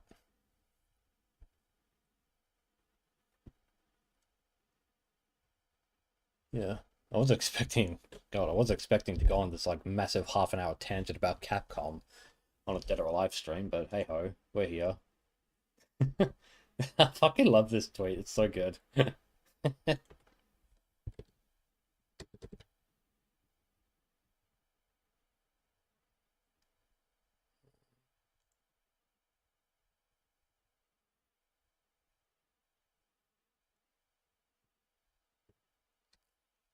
Pirate flag, yeah.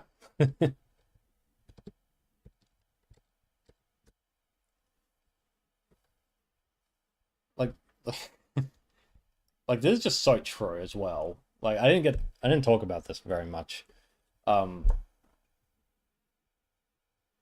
but yeah, no, there are there were forces there are forces in the fighting game community, and watch them closely because they're gonna change they're gonna shift the narrative of what they are saying about Dead or Alive prior to the new announcement. A lot of them are gonna shift their opinions and gonna a lot of people are gonna pretend that they were Dead or Alive fans all along, when in fact a lot of them were shitting on Dead or Alive for the fan service. So there are definitely gonna be people in the FGC who are going to campaign for this or that. Like we saw, like I showed you earlier that fucking transgender account who was like, "Imp, why is Dead or Alive sexualizing the females?" And it's like, well, because it's Dead or Alive for one thing. I already showed you an example of people who are already trying to form a narrative about that. Like that's already brewing, you know. But mark my words, there are going to be people who said one thing about Dead or Alive in the past who are now going to say something completely different now that the new game is announced. It's just slimy. It's just fucking slimy. Didn't Team Ninja have body type A2 in previous games? They may already be compromised. Yeah, they do. They have that in a lot of games now. It's really fucking annoying. So yeah, like that's why I brought up that's why I brought this up. They don't wear that badge. Um, they don't wear that for decoration. They do it because they have committed themselves to following whatever agenda those groups have, right? And that includes stuff like gender identity and sexuality. Um, so obviously the whole idea of gender identity, according to the pedophile John Money, is that you can just interchange whenever you want, because it's a quote unquote feeling, right? Um, and part of their feelings is they don't like being reminded that male and female are biologically essential characteristics of the human race. So they change it to body type 1 and 2 or body type A and B, even though there are still two options. Um, because it's very ESG friendly for them to say no, male and female don't actually exist. Lamau, you keep meaning to play DOA, but make no mistake, you don't know, you'd rather these guys continue to leave DOA alone. Yeah, yeah. I mean, there's nothing stopping you from playing the older Dead or Alive games. That's the thing. Um, like DOA 5 is still there for anyone to pick up. Dead or Alive 4, if you have a 360, is still worth getting. I heard DOA 3 is good. Still have to do 2. I still have to play 2. Yeah, I mean, like, you can still play DOA, even casually, you're fine. Will Team Ninja find a way to add body types to DOA? if they have like lobby avatars, yeah, they will. They'll add something about that. Tekken 8 has something like that. It's called Style. Basically, Style is it's basically, hey, do you want to stand like a man or do you want to stand like a woman? It's literally, do you want to have the body posture of a man or the body posture of a woman? That's what Style is. But that's their male female thing. Um, Very ESG friendly. And no one talks about it because who cares about the quest mode shit? Shit.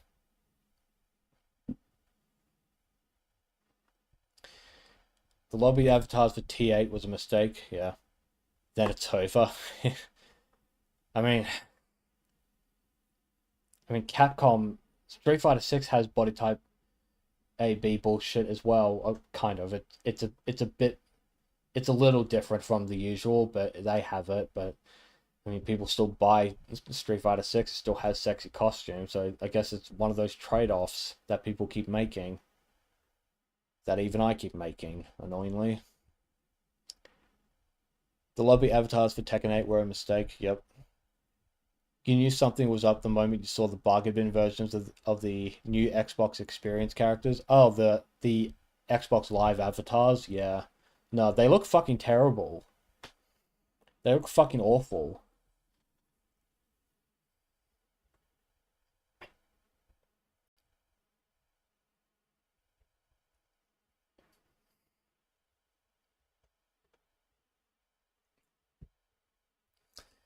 Like, I think what Koei Tecmo really needs to focus on for Dead or Alive 7, and even 6 to an extent, but mainly 7, is they need to rediscover what it means to be the developers for Dead or Alive, right? So Venus Vacation made a shit ton of money for Koei Tecmo, like a lot of money. It's up there with like other gachas. Lots of money, very popular. And I think they know, because Venus Vacation was selling so well, it's like, okay, look, we can't do the DOA 6 thing where we market it as a cool fighter and we minimize the sexuality in the game, because clearly, based on Venus Vacation sale numbers, it that's what the casuals, that it's very important, the casuals like the sexual content. The pro players cannot sustain a fighting game at all. They can't. The FGC is too small for that. They can't. Okay. They can't. They can sustain a small niche portion of their community in terms of dedicating their time to a smaller fighting game. But if you're talking Dead or Alive or Tekken or Street Fighter, there is no infrastructure in the FGC that can support it. So you have to get the casuals. And I think they knew, despite all the grievances some of them might have, especially the Western employees in Koei Tecmo, the Western employees especially, despite all their grievances, the Japanese team has to put their foot down and say, you know what? We like money. DOA 6 bombed. How do we save Tekken DOA 7? I know. Let's put the sexy back in. It's really simple. That will get the casuals back in. That's why DOA 6 flopped. The casuals were alienated by the marketing strategy, which they were trying to reverse in Evo Japan before Mr. Wizard pulled it, because he likes boys, he doesn't like girls. So it's like, that's what you have to do, man. What I've been saying for years. I've been saying that since I streamed 7 years ago when DOA 6 was announced. I streamed like the week of it got announced, saying this is a fucking disaster. And now 7 years later, here we are saying there's a chance they're coming back. There's a chance they're gonna fix it. Like they'd have to be suicidally stupid to not see the writing on the wall for DOA 6. They have to be so fucking retarded to not get the message by this point. There is no way, based on what I see here, there is no way they did not get the message. It's like, look, we still have our ESG thing, but we also don't want the game to just be a fucking flop, you know? So they're walking that fine line. They're trying to balance both sides, just like Capcom, just like Square Enix. Although Square Enix is more into the ESG side. That's a whole discussion unto itself. Bandai, it's like they want to make money at the end of the day, and the pro FGC cannot sustain it. So what do? You appeal to the casuals, and what do the casuals like about Dead or Alive? The titties. Like, fuck your fucking accusations of it being Goonerbait Diddy Epstein slop. No one fucking cares what you think anymore. And we never should have cared in the first place. Kasumi Booba. You scrubbed your Twitter, but you think you showed me what you genuinely booted up to when you looked at my... When you looked at your avatar. Yeah, it's a formula. Hang on. You scrubbed your Twitter.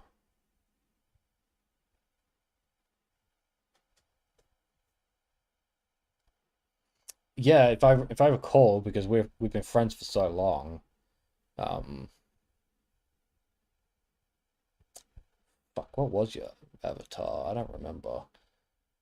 Last I remember about your avatar, wasn't it like an F1 thing?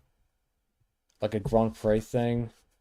Um, the first thing I remember when I saw you was that you, um, like we were talking about Black Lagoon, like fan art or official art. That's all I remember. I think that was your profile pic.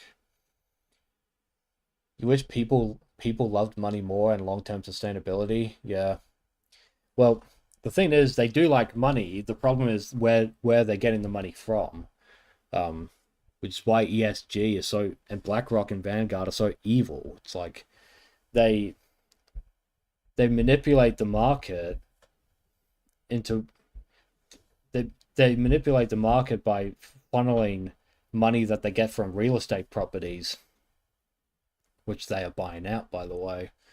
And they're using them to fund their social agenda projects.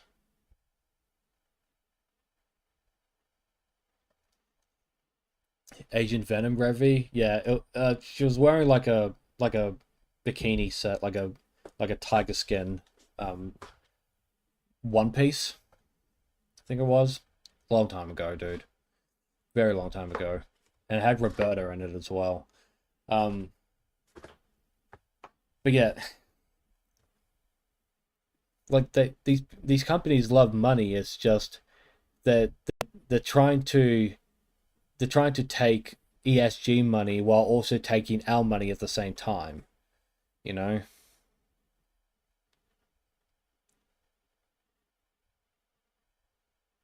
it's frustrating because they're trying to have their cake and eat it too. But the problem is, um, people like you and I, we're fundamentally incompatible with ESG goals because we don't agree with their fundamental stances on the world. And that's always been the case since fucking Anita Sarkeesian, leading into Gamergate, leading into Trump, stuff like that, you know? You think you know what I mean? Yeah, it's an old fan art. 10 years ago, dude. Don't worry about it. 11 years ago almost.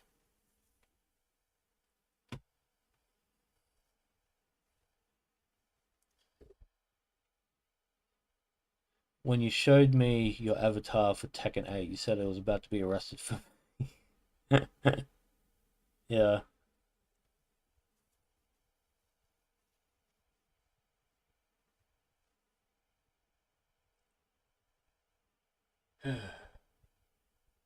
Sorry, I'm just standing up because I've been sitting for nearly 2 hours.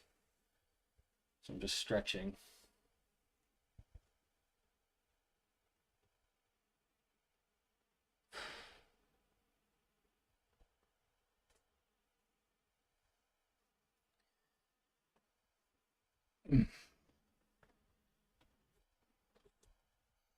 yeah, that's basically everything I wanted to talk about today with DOA. Any other topics you guys wanted to ask me about just while I'm still live? Because I don't show up very often. I only show up once a week usually. But if you have any questions about DOA or Capcom or Koei Tecmo, like go for it. Just ask me anything.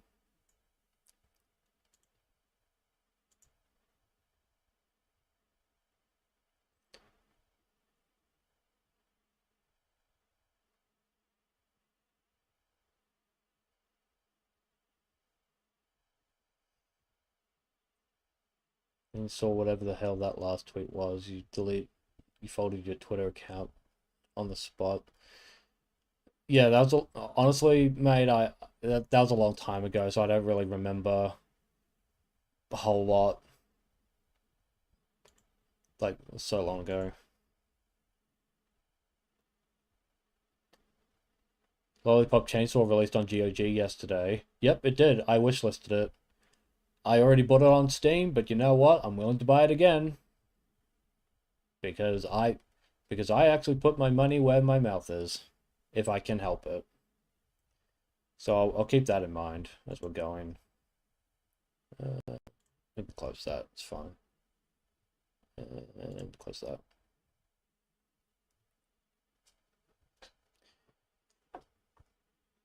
that. Nothing else you don't know? Yeah.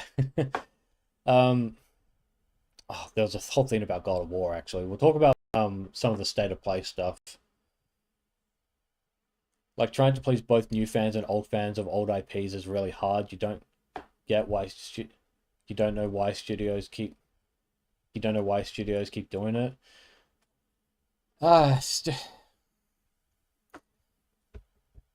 Like they're kind of put in between a rock and a hard place, right?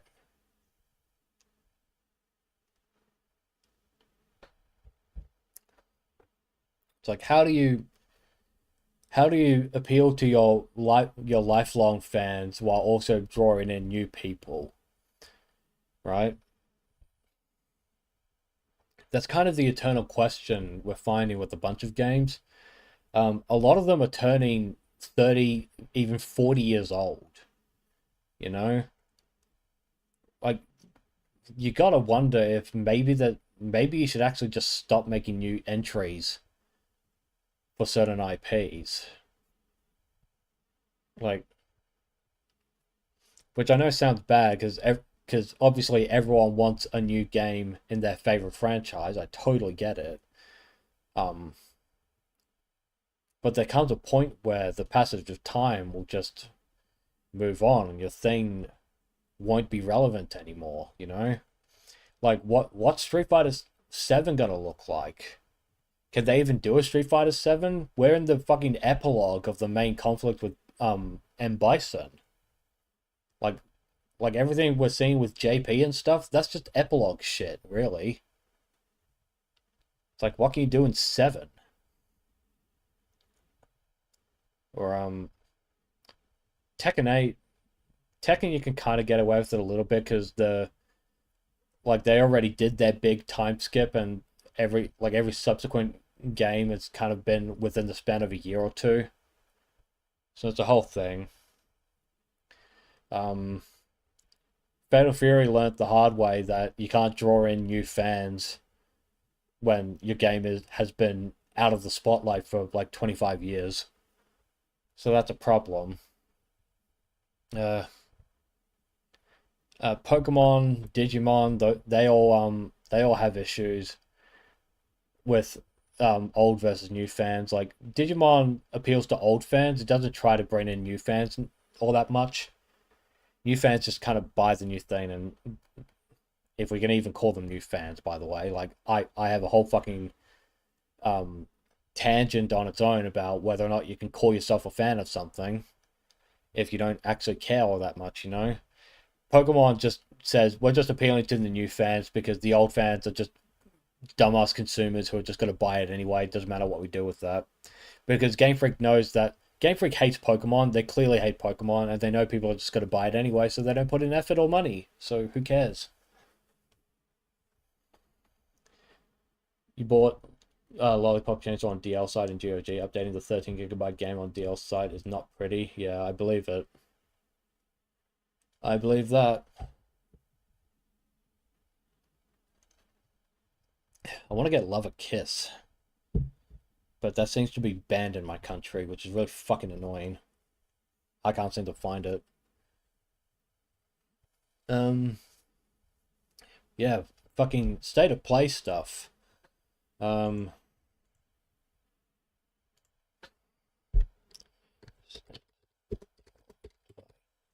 guess we could talk about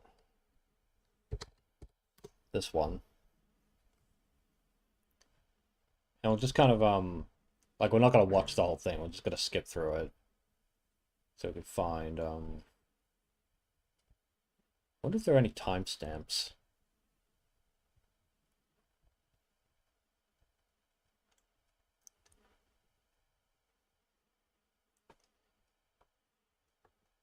True, you know, Ninja Gaiden 4 came out, bringing the franchise into the modern day. Yeah, hard to, because it's hard to bring new fans into Ninja Gaiden when you don't.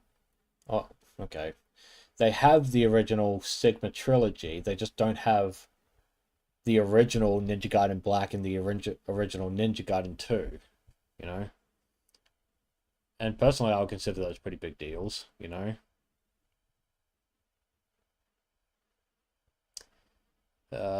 Basically, none of these games they're showing off here I give a fuck about. Pragmata I'm already interested in. RE9 I'm cautious about.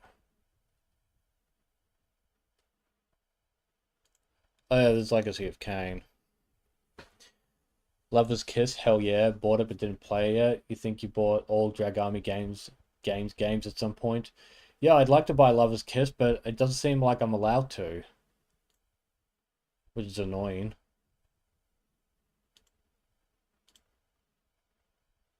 Let's bring that down. Metal Gear Solid 4 on PC and that's it. Yeah, that is a thing. Yeah. That's a pretty big deal, honestly. Like MGS4 finally coming away from the PlayStation 3, that's a massive deal.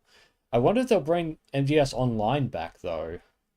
That's the part I'm curious about. It seems like it'll just be the single player stuff. I don't think they'll bring that back. But they should, because apparently it's really good. Like, really good online play.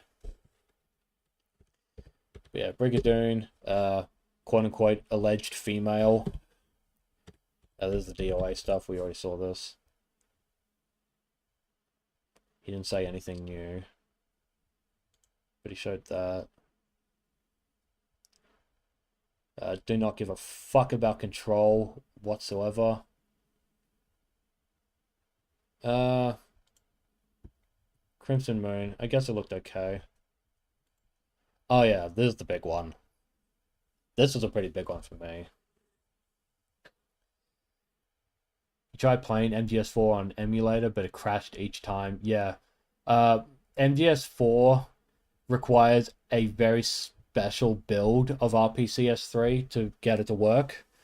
I think there's a video guide or like there's an online guide somewhere where it's like you have to have a specific version of RPCS3 that's tailor-made for MGS4. It's crazy. Like I can't believe how hard that game is to emulate. You can't wait for the Kena Bridge of Spirits sequel. You like the first game a lot. Gotta be honest, I did not care about that game whatsoever, so I didn't buy it. It did not look appealing to me. What does look appealing to me is this game. Made by Game Freak. This is the game that they actually gave a shit about. Like, I know this has already been announced. We already knew this game was coming out, obviously. They just showed off a bit more like gameplay footage and stuff. Fair, yeah. I'm very picky with the kind of games I get these days, so if something kind of looks like it's not gonna appeal to me, I just won't buy it. You know? But this game I want to buy. This one looks like actually really good. It has. I'll rewind the trailer if I can. Yeah, I'll go back. It's like where is it? Where's gameplay? Yeah, like you got like Sekiro, Stellarblade kind of combat. Got a cute boy protagonist, I guess. What, like, yeah, like you got dodges. This is the part that made me go, "Ooh, you could do that. You could do air combos, air juggling, dudes. It's fucking Devil May Cry. That's fucking sick. I love that. That, like, seeing air combos, that makes me want to get your game, to be honest. It's crazy how big of a difference in quality from this game and Pokemon. Completely different. It's like a completely different studio. It's actually fucking bonkers. Like, I get it. Pokemon's been around for as long as I have. It's been around for 30 years, right? You're very picky too these days. Yeah, you gotta be. You just gotta be. It's like I get it. They're sick of. They're clearly sick of Pokemon. They hate Pokemon. They don't want to work on Pokemon anymore. But the problem is they own 33% of it, and they make a shit ton of money by just spending like a fraction of a budget necessary to make a good AAA Pokemon game, and they still fucking print millions. So it's like fucking. It's like why try? Why don't we actually try with a different IP, like this one? Like it looks fucking great. Like what can I say? It just looks fucking good. This game I'm genuinely excited for. Like this one I'm actually interested in getting. That's Rayman. No. Moving on. This one looked okay. This is like a it's like Spec Ops but with ninjas. Like I thought it looked alright. As long as it's a single player game, I think it'll be fine. This game was weird. This one. It's made by Krafton, which is the they're a Korean publisher, though I guess they're also developers. These guys own they bought the developers who did, was it Hi-Fi Rush? It's that game that Microsoft published. It's like that action game which tries to be like very 2000s vibes. Yeah, they bought that studio because Microsoft were gonna shut them down. But yeah, this is Krafton's next game. You play as a chicken. Play as a fucking big massive cock.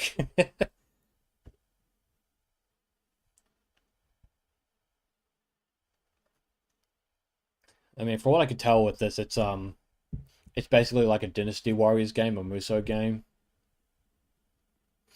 So I guess it's fine from that perspective.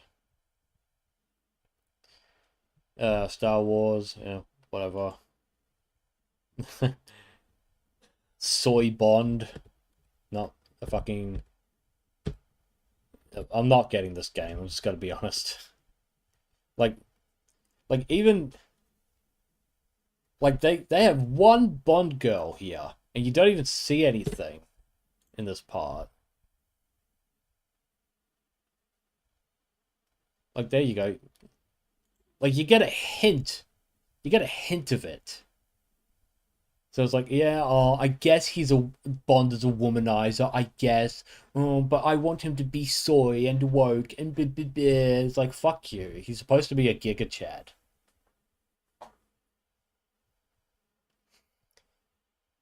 Hi Dallahan, I think you're new to the chat. You really do hate that so many games' art styles are just realistic graphics. It just makes all games look the same and only a few realistic graphics games stand out. Yeah, it is. It's so annoying. The like the chasing graphics is like a fucking psyop into itself. It's like we gotta update the graphics so that people will take our video games seriously. It's like, why? It's like, why? It's dumb. just make style. Style over graphics. It's so easy. The chicken game is based on a really popular book in South Korea. Yeah, I believe it. The John Wick game looks like 007. Looks more 007. Yeah, it looks pretty alright. Yeah, the Konami thing. They announced in PS4. Peace Walker. Update from the first collection. Some collab that I don't care about. New Castlevania, which I think looks kind of shit, to be honest. Oh boy. Oh, Silent Hill. Oh dear. What have they fucking done to you? What has Konami done to you?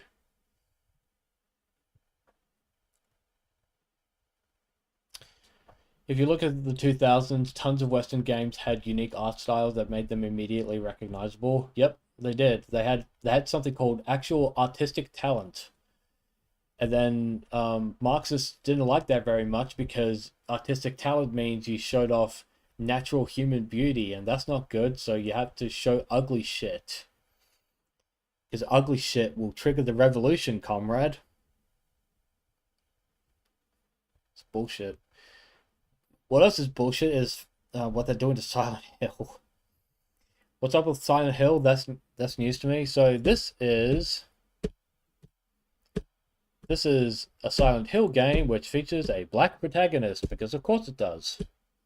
Why would it feature anyone else? Oh, and it's first person.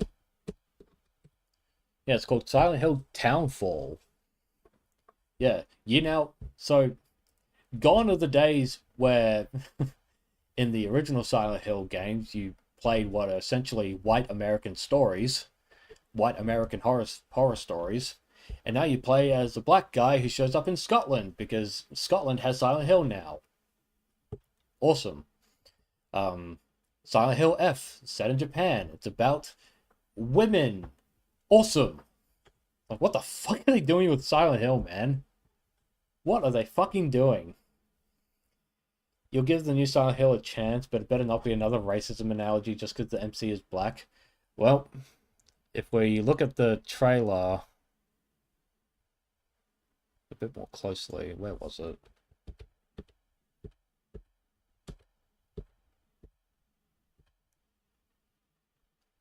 Yeah, they have fucking, like, protest signs. It's like, why do you have protest signs in fucking Scotland? Like, what are you doing with this shit?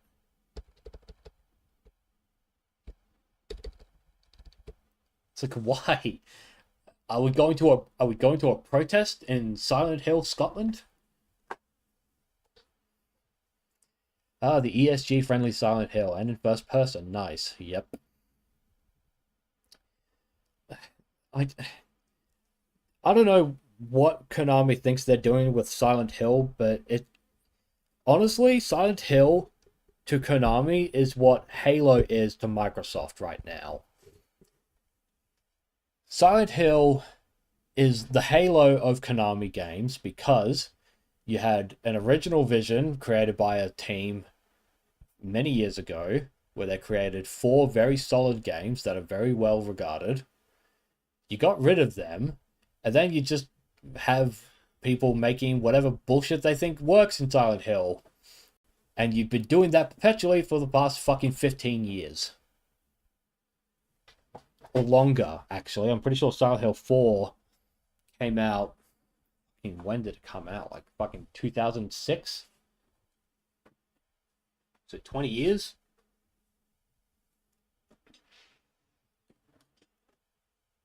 Sorry, just adjusting my chair. So you have these fucking... So you have years and years and years of these fucking shitty-ass Silent Hill games that people don't care about. So then you think... It's like, oh, well... we have this valuable IP, so maybe we should try to revive it. It's like, why would you revive it when the original Team Silent don't work there anymore? You don't have the artistic direction that made the original Silent Hills good or popular, you know? So what they've done instead now is they remade Silent Hill 2, which they only did because Silent Hill 2 is the most popular Silent Hill game. So they just wanted to bank on nostalgia while also changing some things that were not very hecking wholesome Chungus Reddit. So they can make it a bit more ESG friendly in the remake. And then Silent Hill F came out, and I don't know what the fuck they were doing with that game. They fucked that up. How do you get the Higurashi author to write that shit? You know? And now we have fucking Silent Hill Black Lives Matter here. You think what Konami's doing with Silent Hill is they're throwing out a bunch of experimental mini games that their main team makes a larger game? Yeah, wasn't there a Silent Hill game where it's like an interactive anti-cyberbullying game? Didn't they do that as well? Everyone fucking hated that game. They're just lost. They're just ruining Silent Hill.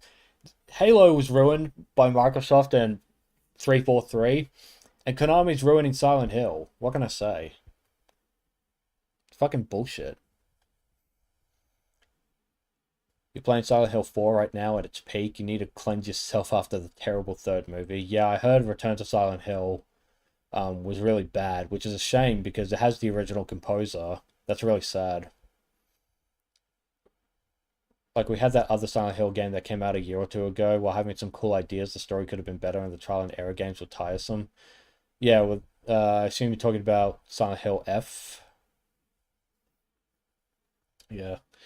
There was a whole thing as well with Silent Hill where it's like, oh, Kojima is going to make the next Silent Hill and it's going to be so good he's going to make you shit your pants. And I'm like, okay, well,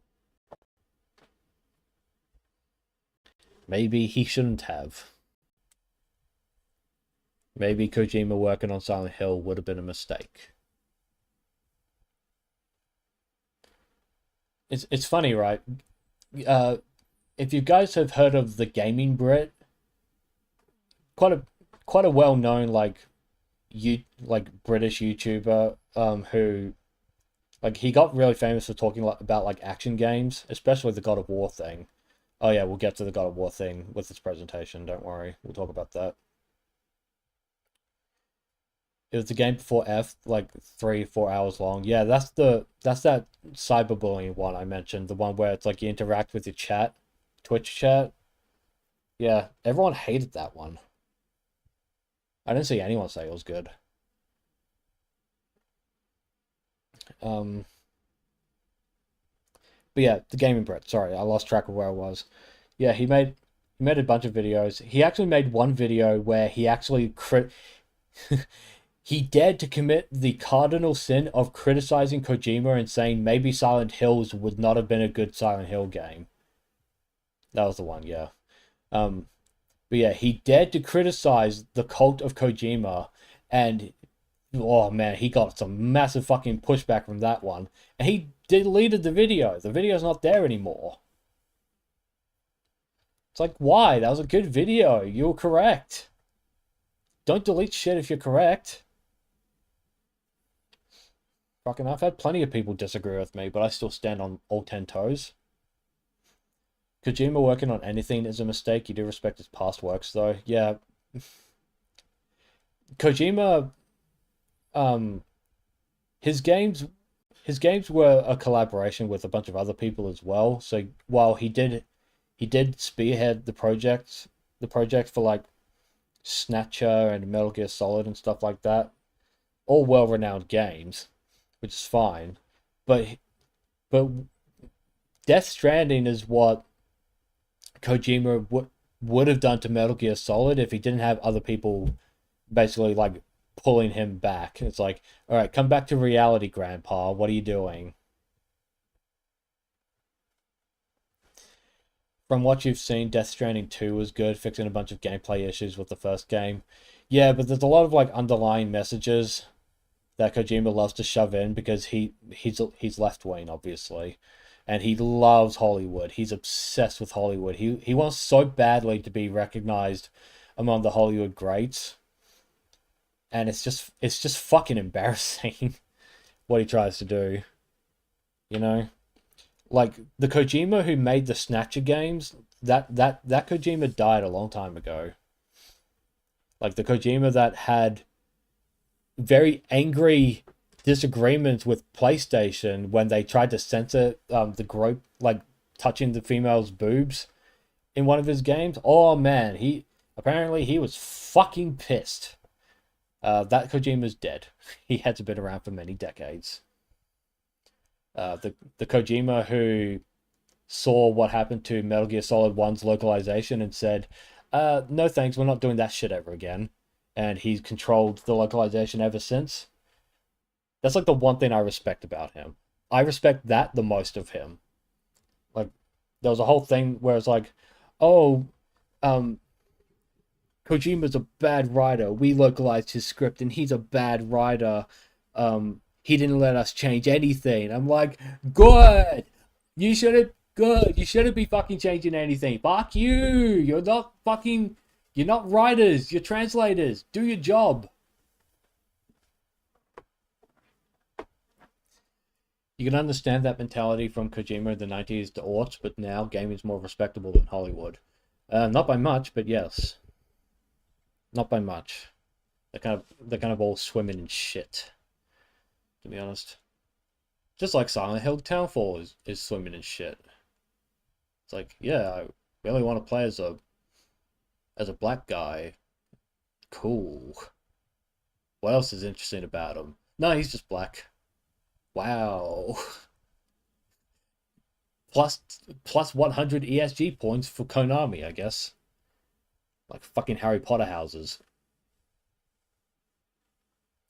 Except for AAA, they went to complete shit since the mid-2010s. Yeah. True. You're right. Which is undone by the fact that it's essentially a story as told from the wage cuck's point of view. Yeah, with Death Stranding 2. Yeah, that's the whole thing. This was... So yeah, the thing about Konami... So many... All these companies do it. They all do the fucking... We gotta appeal to both sides of the fucking culture war thing. It's like, yeah, we have Black Silent Hill protagonist, but we also have anime RPG. It's like, just stick with one. Fucking let me give you money. You know? Just let me give you money. It's not fucking hard. Oh yeah, there's the John Wick thing. Maybe it'll be good. Is it made by Saber or published by Saber? They're the Warhammer Space Marine guys.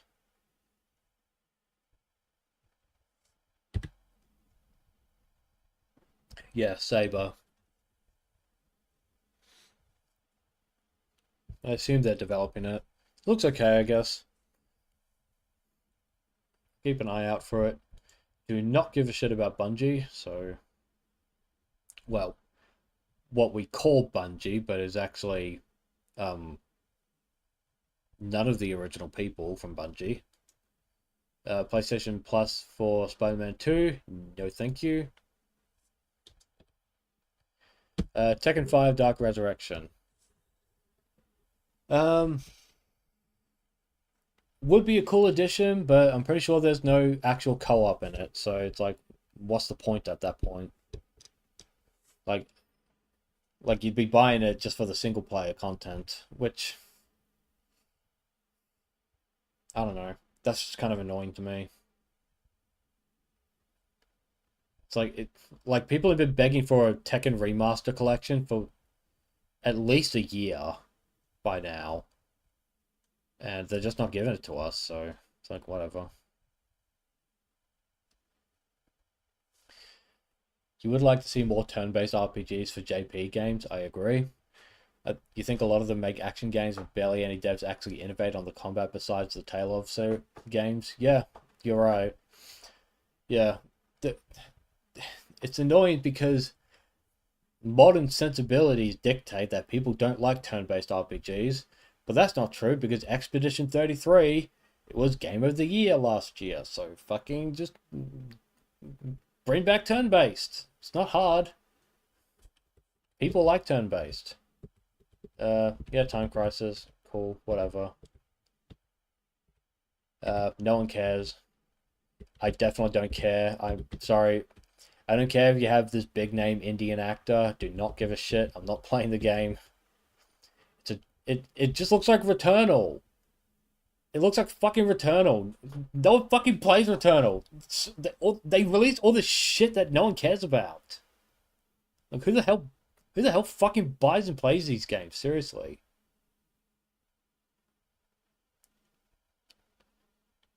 Oh yeah, there's Marvel Tokon. Uh, they confirmed the English dub, which I mean that was obvious, right? This is Magic.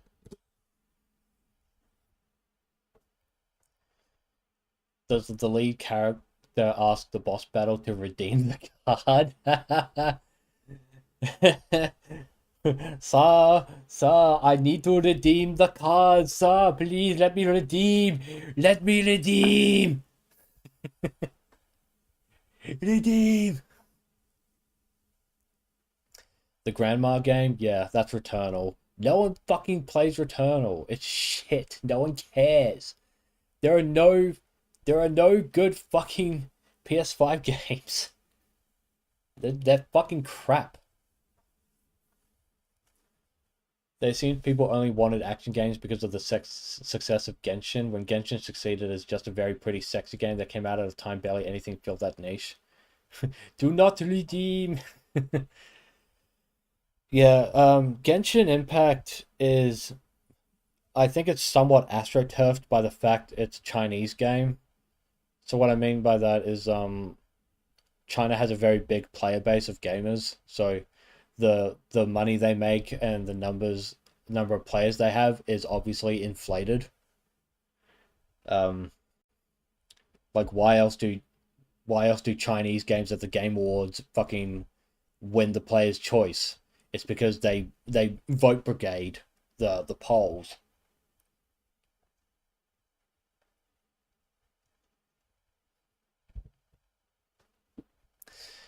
But yeah, Genshin Impact succeeding in a gaming industry we have now is not surprising because when we're talking about China, we're talking about the same country that invests money in Japanese companies and poaches developers and then kicks them to the curb when they're no longer useful, or um,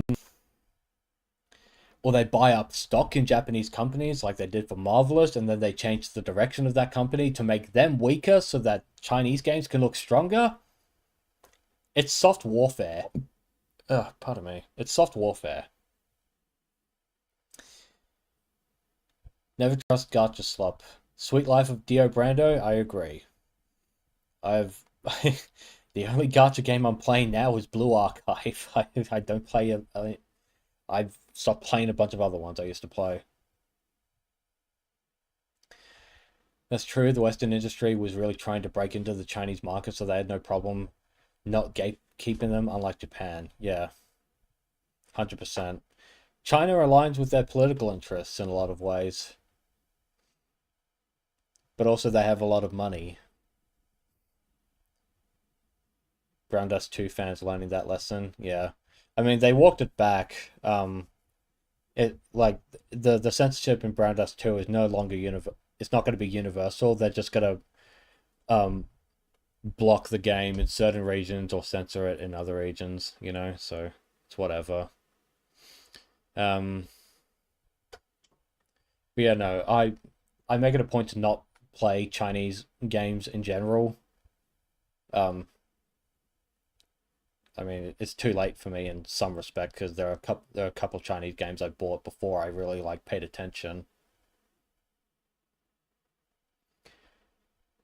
You like playing Star Wars? It's a Gundam Extreme versus clone that's well made. That's cool. That sounds pretty neat. Um, but yeah, no, I don't like Chinese games. Because it's because I mean, fucking, who are they? MiHoYo. Yeah, they're the Genshin guys.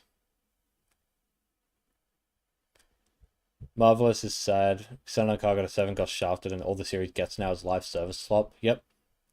You could thank Tencent for that, I reckon. Such a shame you couldn't play that game, which had the Gurren Lagann DLC at one point. Can't remember the name though.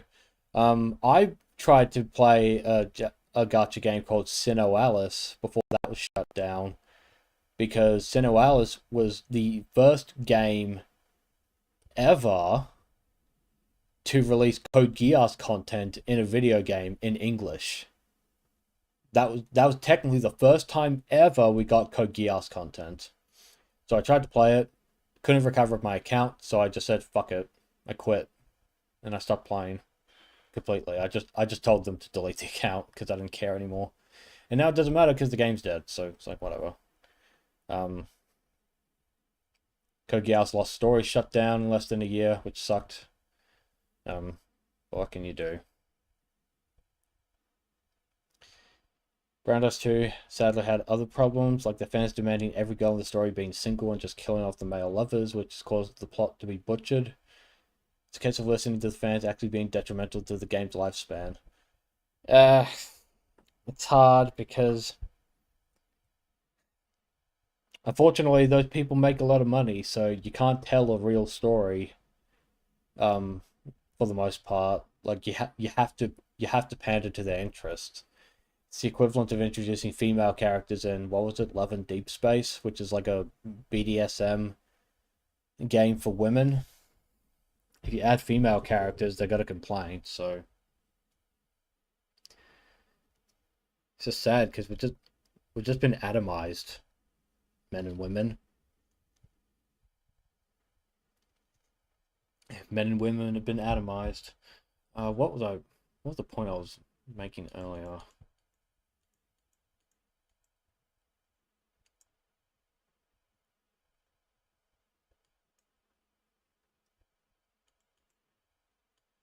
Yeah, no, Genshin.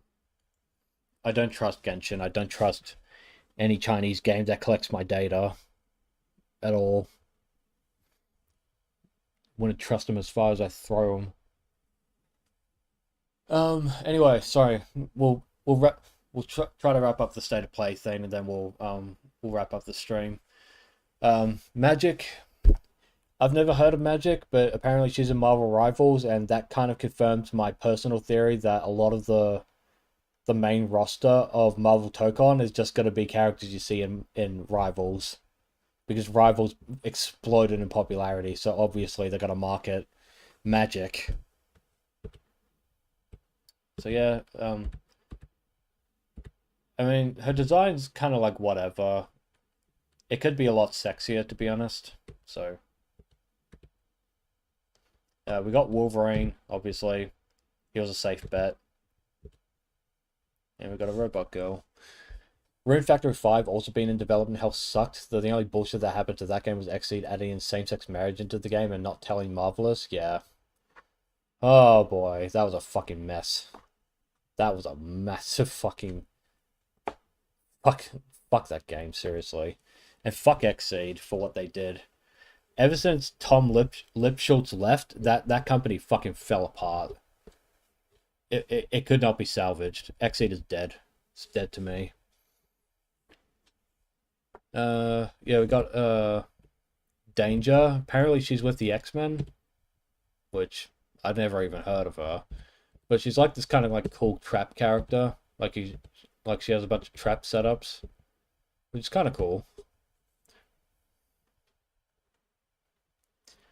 BlackRock BlackRock compliance has taken over the whole gaming industry. Yeah, it has. It really has. It's just too much money. They can't ignore it. I mean, they should ignore it, but they don't.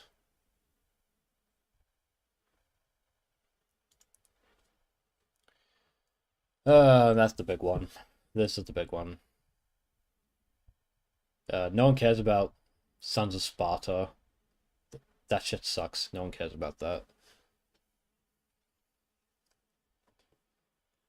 Tokon is some of the terrible woke Marvel characters that were made during the 2000s. No one liked them, but at least they're trying to make them likable in this game. Yeah, Kamala Khan is actually cute in this game. It's like, wow, turns out if you just make girl characters cute, people will like them. Really fucking bizarre, I know. Um, yeah, I have like we could do a whole stream just to talk about Marvel characters that could make it into Tokon. That could be a whole stream unto itself. That could be like hours of discussing. But it's probably better if like someone else was on the stream with me to talk about that personally. But like like if I did that stream with Mike Hollow, that would be a cool idea. That'd be fun. It's like who's gonna make it to Marvel Tokon? It's like, well, based on trends, Marvel Rivals characters seem to be very popular, so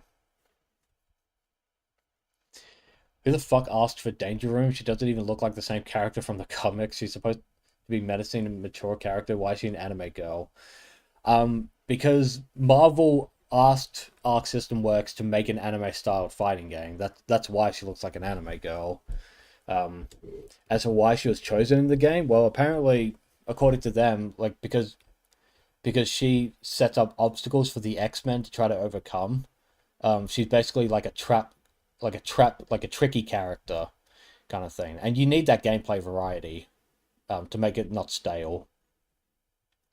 So from that perspective, I think Danger is a good pick, even though I didn't even know who she was until that trailer. So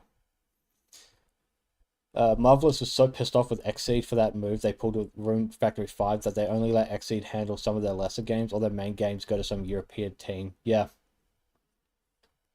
I believe it.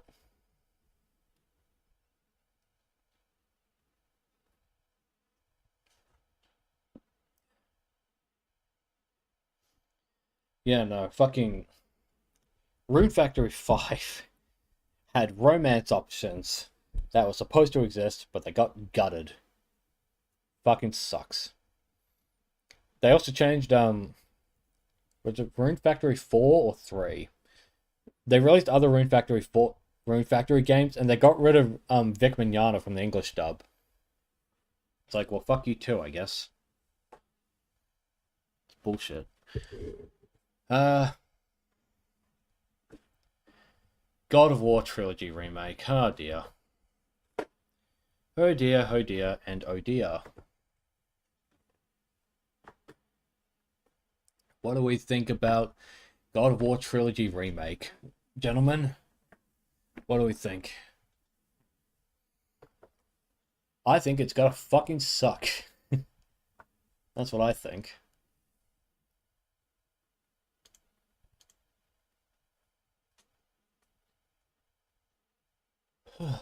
Fucking hell. I'm gonna stand up for a bit while you guys chat your thoughts about the trilogy remake.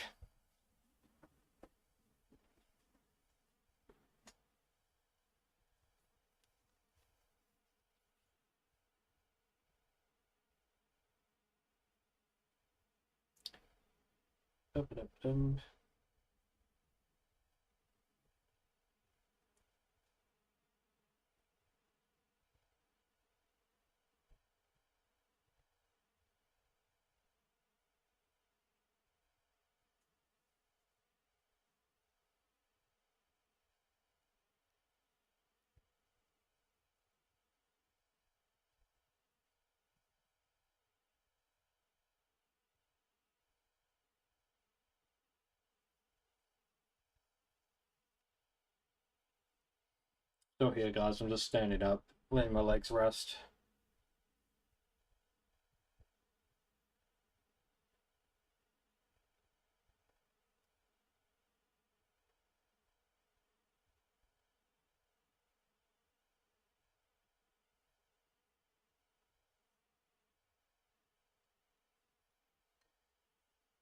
You like the old God of Wars, you do not trust them with a remake.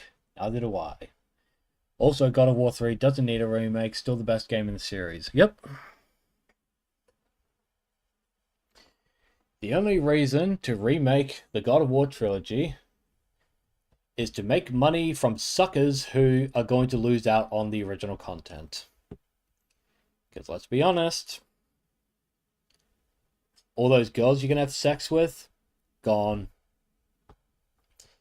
All those titties flying about, gone. All the enemy designs, gone, or at least changed to be unrecognizable so that they have no feminine traits whatsoever.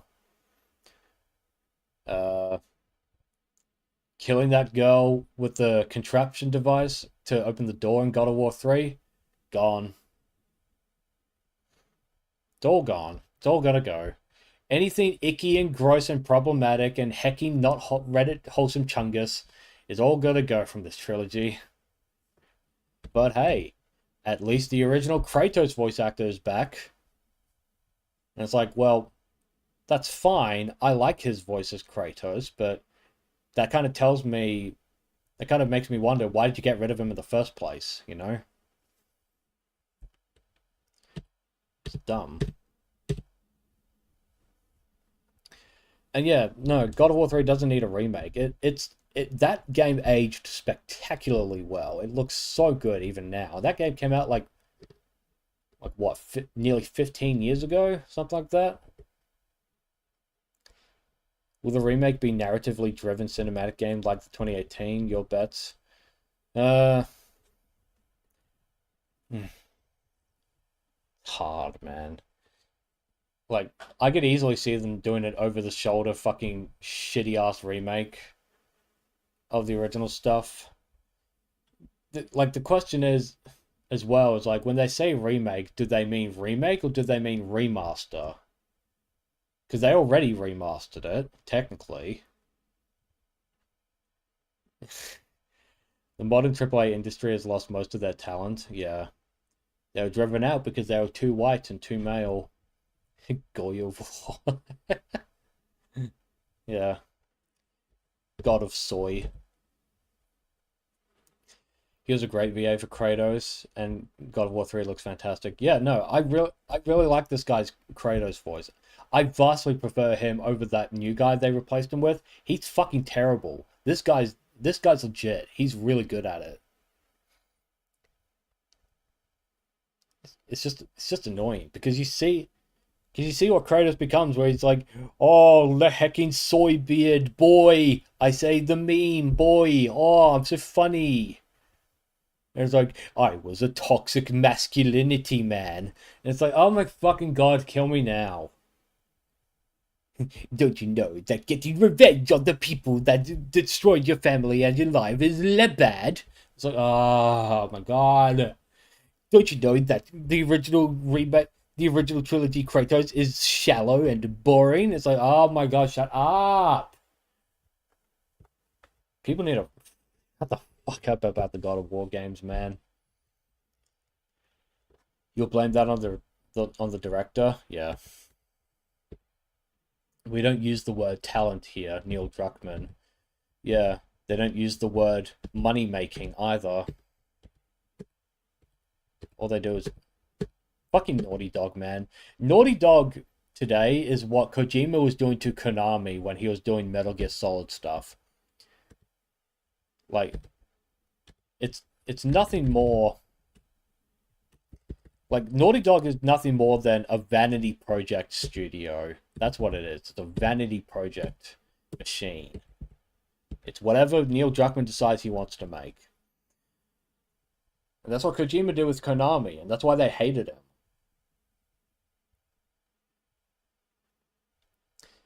It reminds you of Mortal Kombat. You can have all the gore you want, but don't you dare have any pretty women. The co-creator leaving NetherRealm killed the series. Yep. 100%. The censorship of Mortal Kombat started all the way with MKX, which sounds ridiculous because when you... Naughty Husk, yeah. When you actually look at the MKX female character designs, some of them look pretty good by today's standards. The problem is, it's by today's standards. The standards of 2015 when MKX originally came out, um, that was that was a shift. Like back then, it was shifting away, and that's one of the reasons I was kind of ambivalent towards the game. It's like, I don't agree with that direction, and then it got worse. So it's basically the boiling the frog in the boiling water analogy. Obviously, everything comes back to that eventually. It's like, oh, we're shifting the direction to be more mature because it doesn't make sense for female fighters to wear nothing while fighting. It's like, well, if we're going by that logic, technically the Greeks during the Olympic Games literally wore fucking nothing either. But like, yeah, but that's different because they're men and women aren't allowed to fight naked ever. It's like, oh, our loss. Everyone was so scared of being Me Too during the 2010s. Yep, 100%. In fact, like I said in my PlayStation video, the Me Too movement is what caused Sony to change their direction entirely. That's why Dead or Alive Extreme 3 got the fucking the sharp end of the stick. They got fucking crucified by the media. And that is also something that you'll see in my Dead or Alive video. Doesn't make sense for women to fight men in the same category either. Exactly. It's almost like it's supposed to be a fantasy. It's almost like that's the point of a fantasy. It's like, hey, what if we did this? It's like, nope, now we gotta be quote unquote realistic.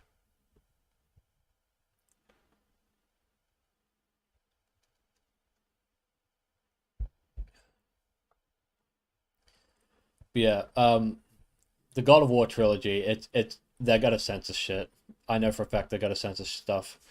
Um, they shouldn't, because the original trilogy was iconic for a reason. It was the Western Devil May Cry in a good way. Like the games were good. People liked the games. It's like, yeah, it's not Devil May Cry, but it's got some stuff in it. And it's like, yeah, I get to fuck hot bitches. Oh yeah. It's like what's wrong with that? What's wrong with that in a video game?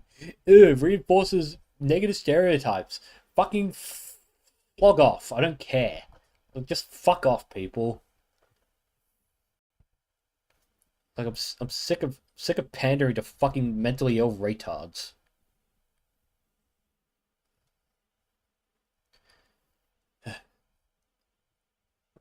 Why remake the original God of War trilogy? Why? Like, wasn't there a whole thing with God of War where, like, aren't they gonna go to Egypt later? And then, like, I remember seeing the original plan for Kratos was he was supposed to become one of the three wise men who visits baby Jesus. That was supposed to be a thing. There were also many Marxist feminists who were hell-bent on using Me Too to take over companies. One of the top women at Uber bragged about doing exactly that. It's crazy how that it was allowed to happen. Yep. Yep. It every every single like left-wing pet issue you can think of is used um as a point of leverage so that they can seize more power. That's literally what it is. Like it's just it's a jealous power grab. That is the modus operandi of Marxism. It's you have what I don't have and I want what you have. So I'm going to steal it from you. That's Marxism. It's my life was unfair.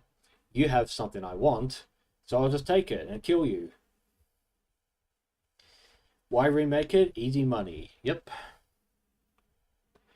Not just that, it's not just easy money, it's also an opportunity that allows them to retcon the original lore of God of War so that they don't have to have people complain about, like, hey, you went back on this. This is what God of War was supposed to be like, and now they can say, no, no, no, you silly chud. Don't you know that the remake trilogy is now the real canon, and therefore everything that you complained about is no longer valid?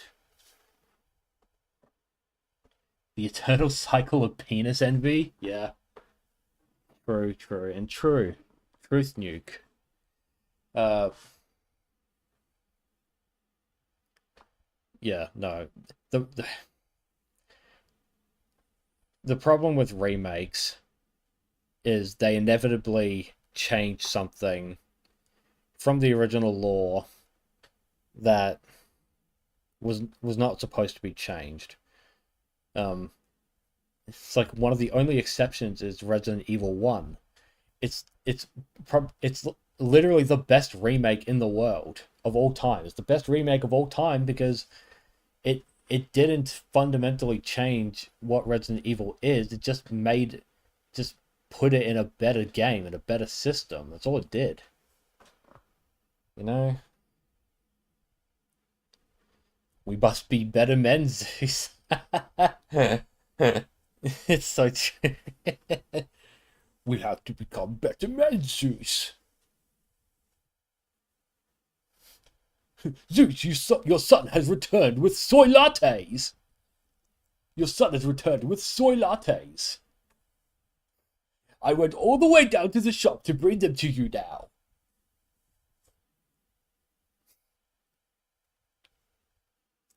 You think Spyro remakes were some of the best remakes? Yeah, that was a whole... Wasn't that a reboot? Oh, no, you're talking about, the remaster trilogy, aren't you? I'm pretty sure it's a remaster. Technically a remaster. It's fucking muddy. It's like remake, remaster. It's like it's built from the ground up, but it follows the same story beats, you know? So it's a whole thing.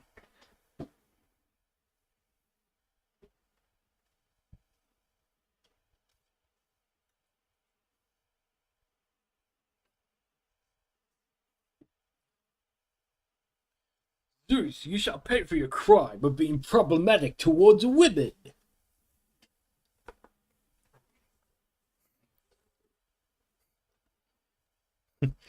I may support your polyamorous lifestyle, Zeus, but I cannot abide by sexual assault. The trilogy remake, yeah. Yeah, I remember that. They they put only the first game on the disc and then the other two were fucking download codes. That was stupid. Technically a remaster, but you loved it. Yeah, well, it's fine for what it is. Remakes should never serve as a replacement for the original source material, unless the source material in question was like legitimately shit. Like, if you were to ask me what should Capcom remake, like actually remake, my choice would be Devil May Cry 2. Because when I got into Devil May Cry, I played from the very beginning. I played the first one, into the second one, into the third, and into the fourth, and this led up to me getting the fifth one, right? Devil May Cry 2 is fucking garbage. I fucking hated that game with a passion. I beat it once and I said, I'm never playing this shit again. So if you're gonna remake anything, Capcom, if you're gonna remake any game, don't remake the first one, remake the second one. The second one could do with so many improvements.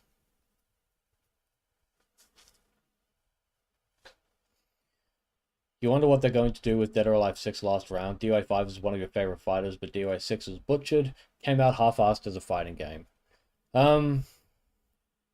Well, I hope they learnt their lesson, honestly. Because, Dullahan, you weren't here at the beginning of the stream, but basically we went over everything that they announced about DOA 6 LR. Like, we talked all about it. So feel free, you can go back and watch the VOD when I'm done streaming if you wanted to go through that. But yeah, no, DOA 5, really fantastic game. if if they if they if they put in like more sexy outfits in DOA 6, and if they bring back Mai and Cooler, um it'll make me I will think about buying the game in the future. Or at the very least I'll try out the Core Fighters like free version. Or at least like hear them out. Glad they didn't massacre your boy Spyro. First game you got for yourself and made you go down the PlayStation route. Yeah. Uh, what was my first PlayStation game? Because when I was growing up, I didn't own my own console until the Game Boy SP. Yeah, that was my first console, the handheld. Uh, we we shared a PlayStation console that my oldest brother owns, and I think our first game was Crash, actually. Crash Bandicoot. That was fun. We had a lot of fun with that. The censorship for DOI 6 was only the tip of the iceberg. Boy, was it. But it pissed me off enough to not buy it, so. Infested Chopper is your favorite enemy in video games right after Trismagia boss. Oh, the fucking helicopter. Oh, and yeah, the Trismagia. Oh, fuck me, dude. Yep. Oh my god. Oh, I fucking hated those fights so much. Oh god, I was fucking so mad. I was so mad at those bosses, especially like, dude, the DMC2 helicopter, that was really bad. But oh my god, the Trismagia boss, that was somehow worse. That fucking infuriated me. That boss, I hate DMC2. That was fucking garbage. Imagine thinking that the best thing to do in an action game is to stand far away and fire your guns. It's like, oh my god, what a terrible fucking game. Oh, that was one of the worst games I ever played. Like, that was fucking horrible. You didn't like the addition of meter management in DOI 6. DOI was fine without it. Yeah, unfortunately, that's just one of those things that fighting games do now for casuals, is adding a meter. And they just throw balancing out the window whenever they do. Tekken 8 learned that the hard way. DOI 6, yeah. I played a little bit of DOI 6, and that meter is broken as fuck. It's so scrubby. Is Dead or Alive 7 live service? We don't know yet. This is all we have. But I would assume it will be live servers. I assume there'll be a free version and a bunch of DLC costumes. That's my assumption, because that's how they make money. Yeah, like Dallahan says, most fighting games are considered live service now. Most of the big ones are.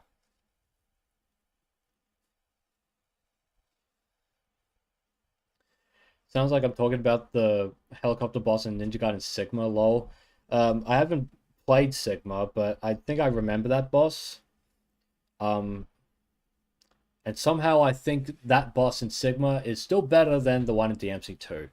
That chopper was fucking horrible to fight. That was horrendous.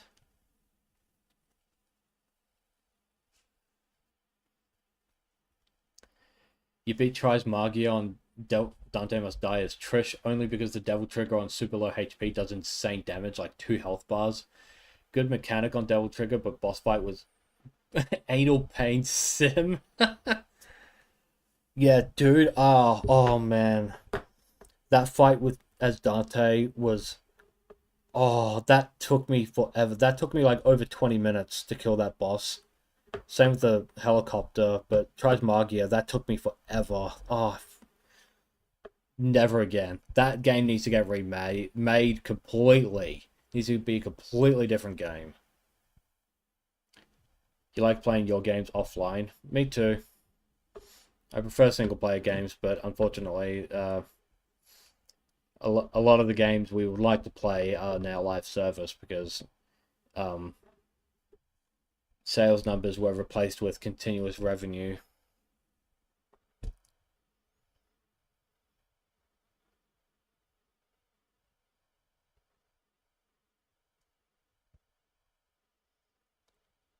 You can't even remember much of DMC2 unlike the other ones, lol. You're better off not remembering.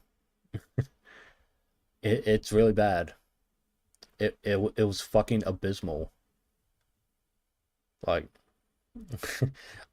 I'm sorry, Mike Hollow, but DMC2 is fucking horrible. You need to play that from beginning to end again. And you'll need to give me tips and advice on how to fucking brainwash myself into thinking that game is good.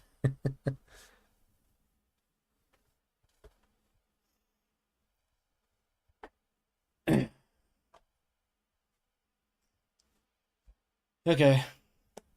We're about to hit the 3 hour mark for the stream, so I'm thinking that'll be it for us. State of play. It had a couple of games I'm interested in, but overall it wasn't good. These rarely ever are these days. They're rarely ever good. Dead or Alive 6 is coming out again, 25th of June. Hopefully they'll redeem themselves. Oh yeah, they never confirmed tag mode. So it doesn't seem like tag mode's coming back. That sucks, because tag mode's fun as hell. Have a good one, you too. The state of play was very boring. Yes, it was. I only watch state of plays when someone else is restreaming it. I only watch restreams. Good stream, y'all. Yeah, thanks for showing up. Dead or Alive 6 last round coming out in June. We'll wait and see on that one. We'll wait and see. We'll see if they learnt their lesson. And lastly, Dead or Alive 7. Hopefully it's good. With how little we have to go on, there's not really a whole lot of room to be positive or negative about it right now.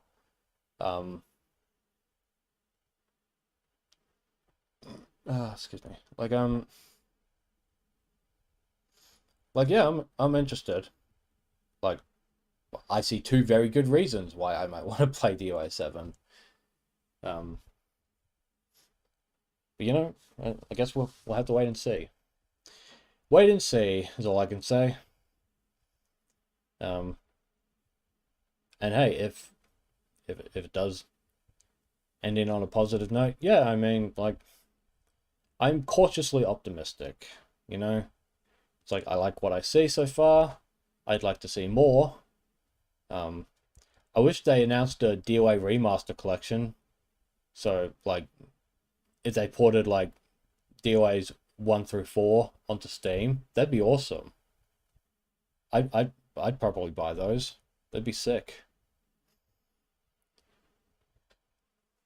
But yeah, I mean, it's good stream. Thanks everyone for showing up. Quite a few showed up tonight actually, so that was good.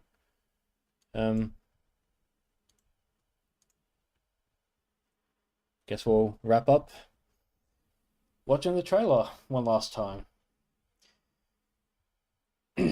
Alright. Thanks for showing up, guys. We'll see you on the weekend, probably, for Opie Bros Dark Souls stream, most likely. Take care of yourselves.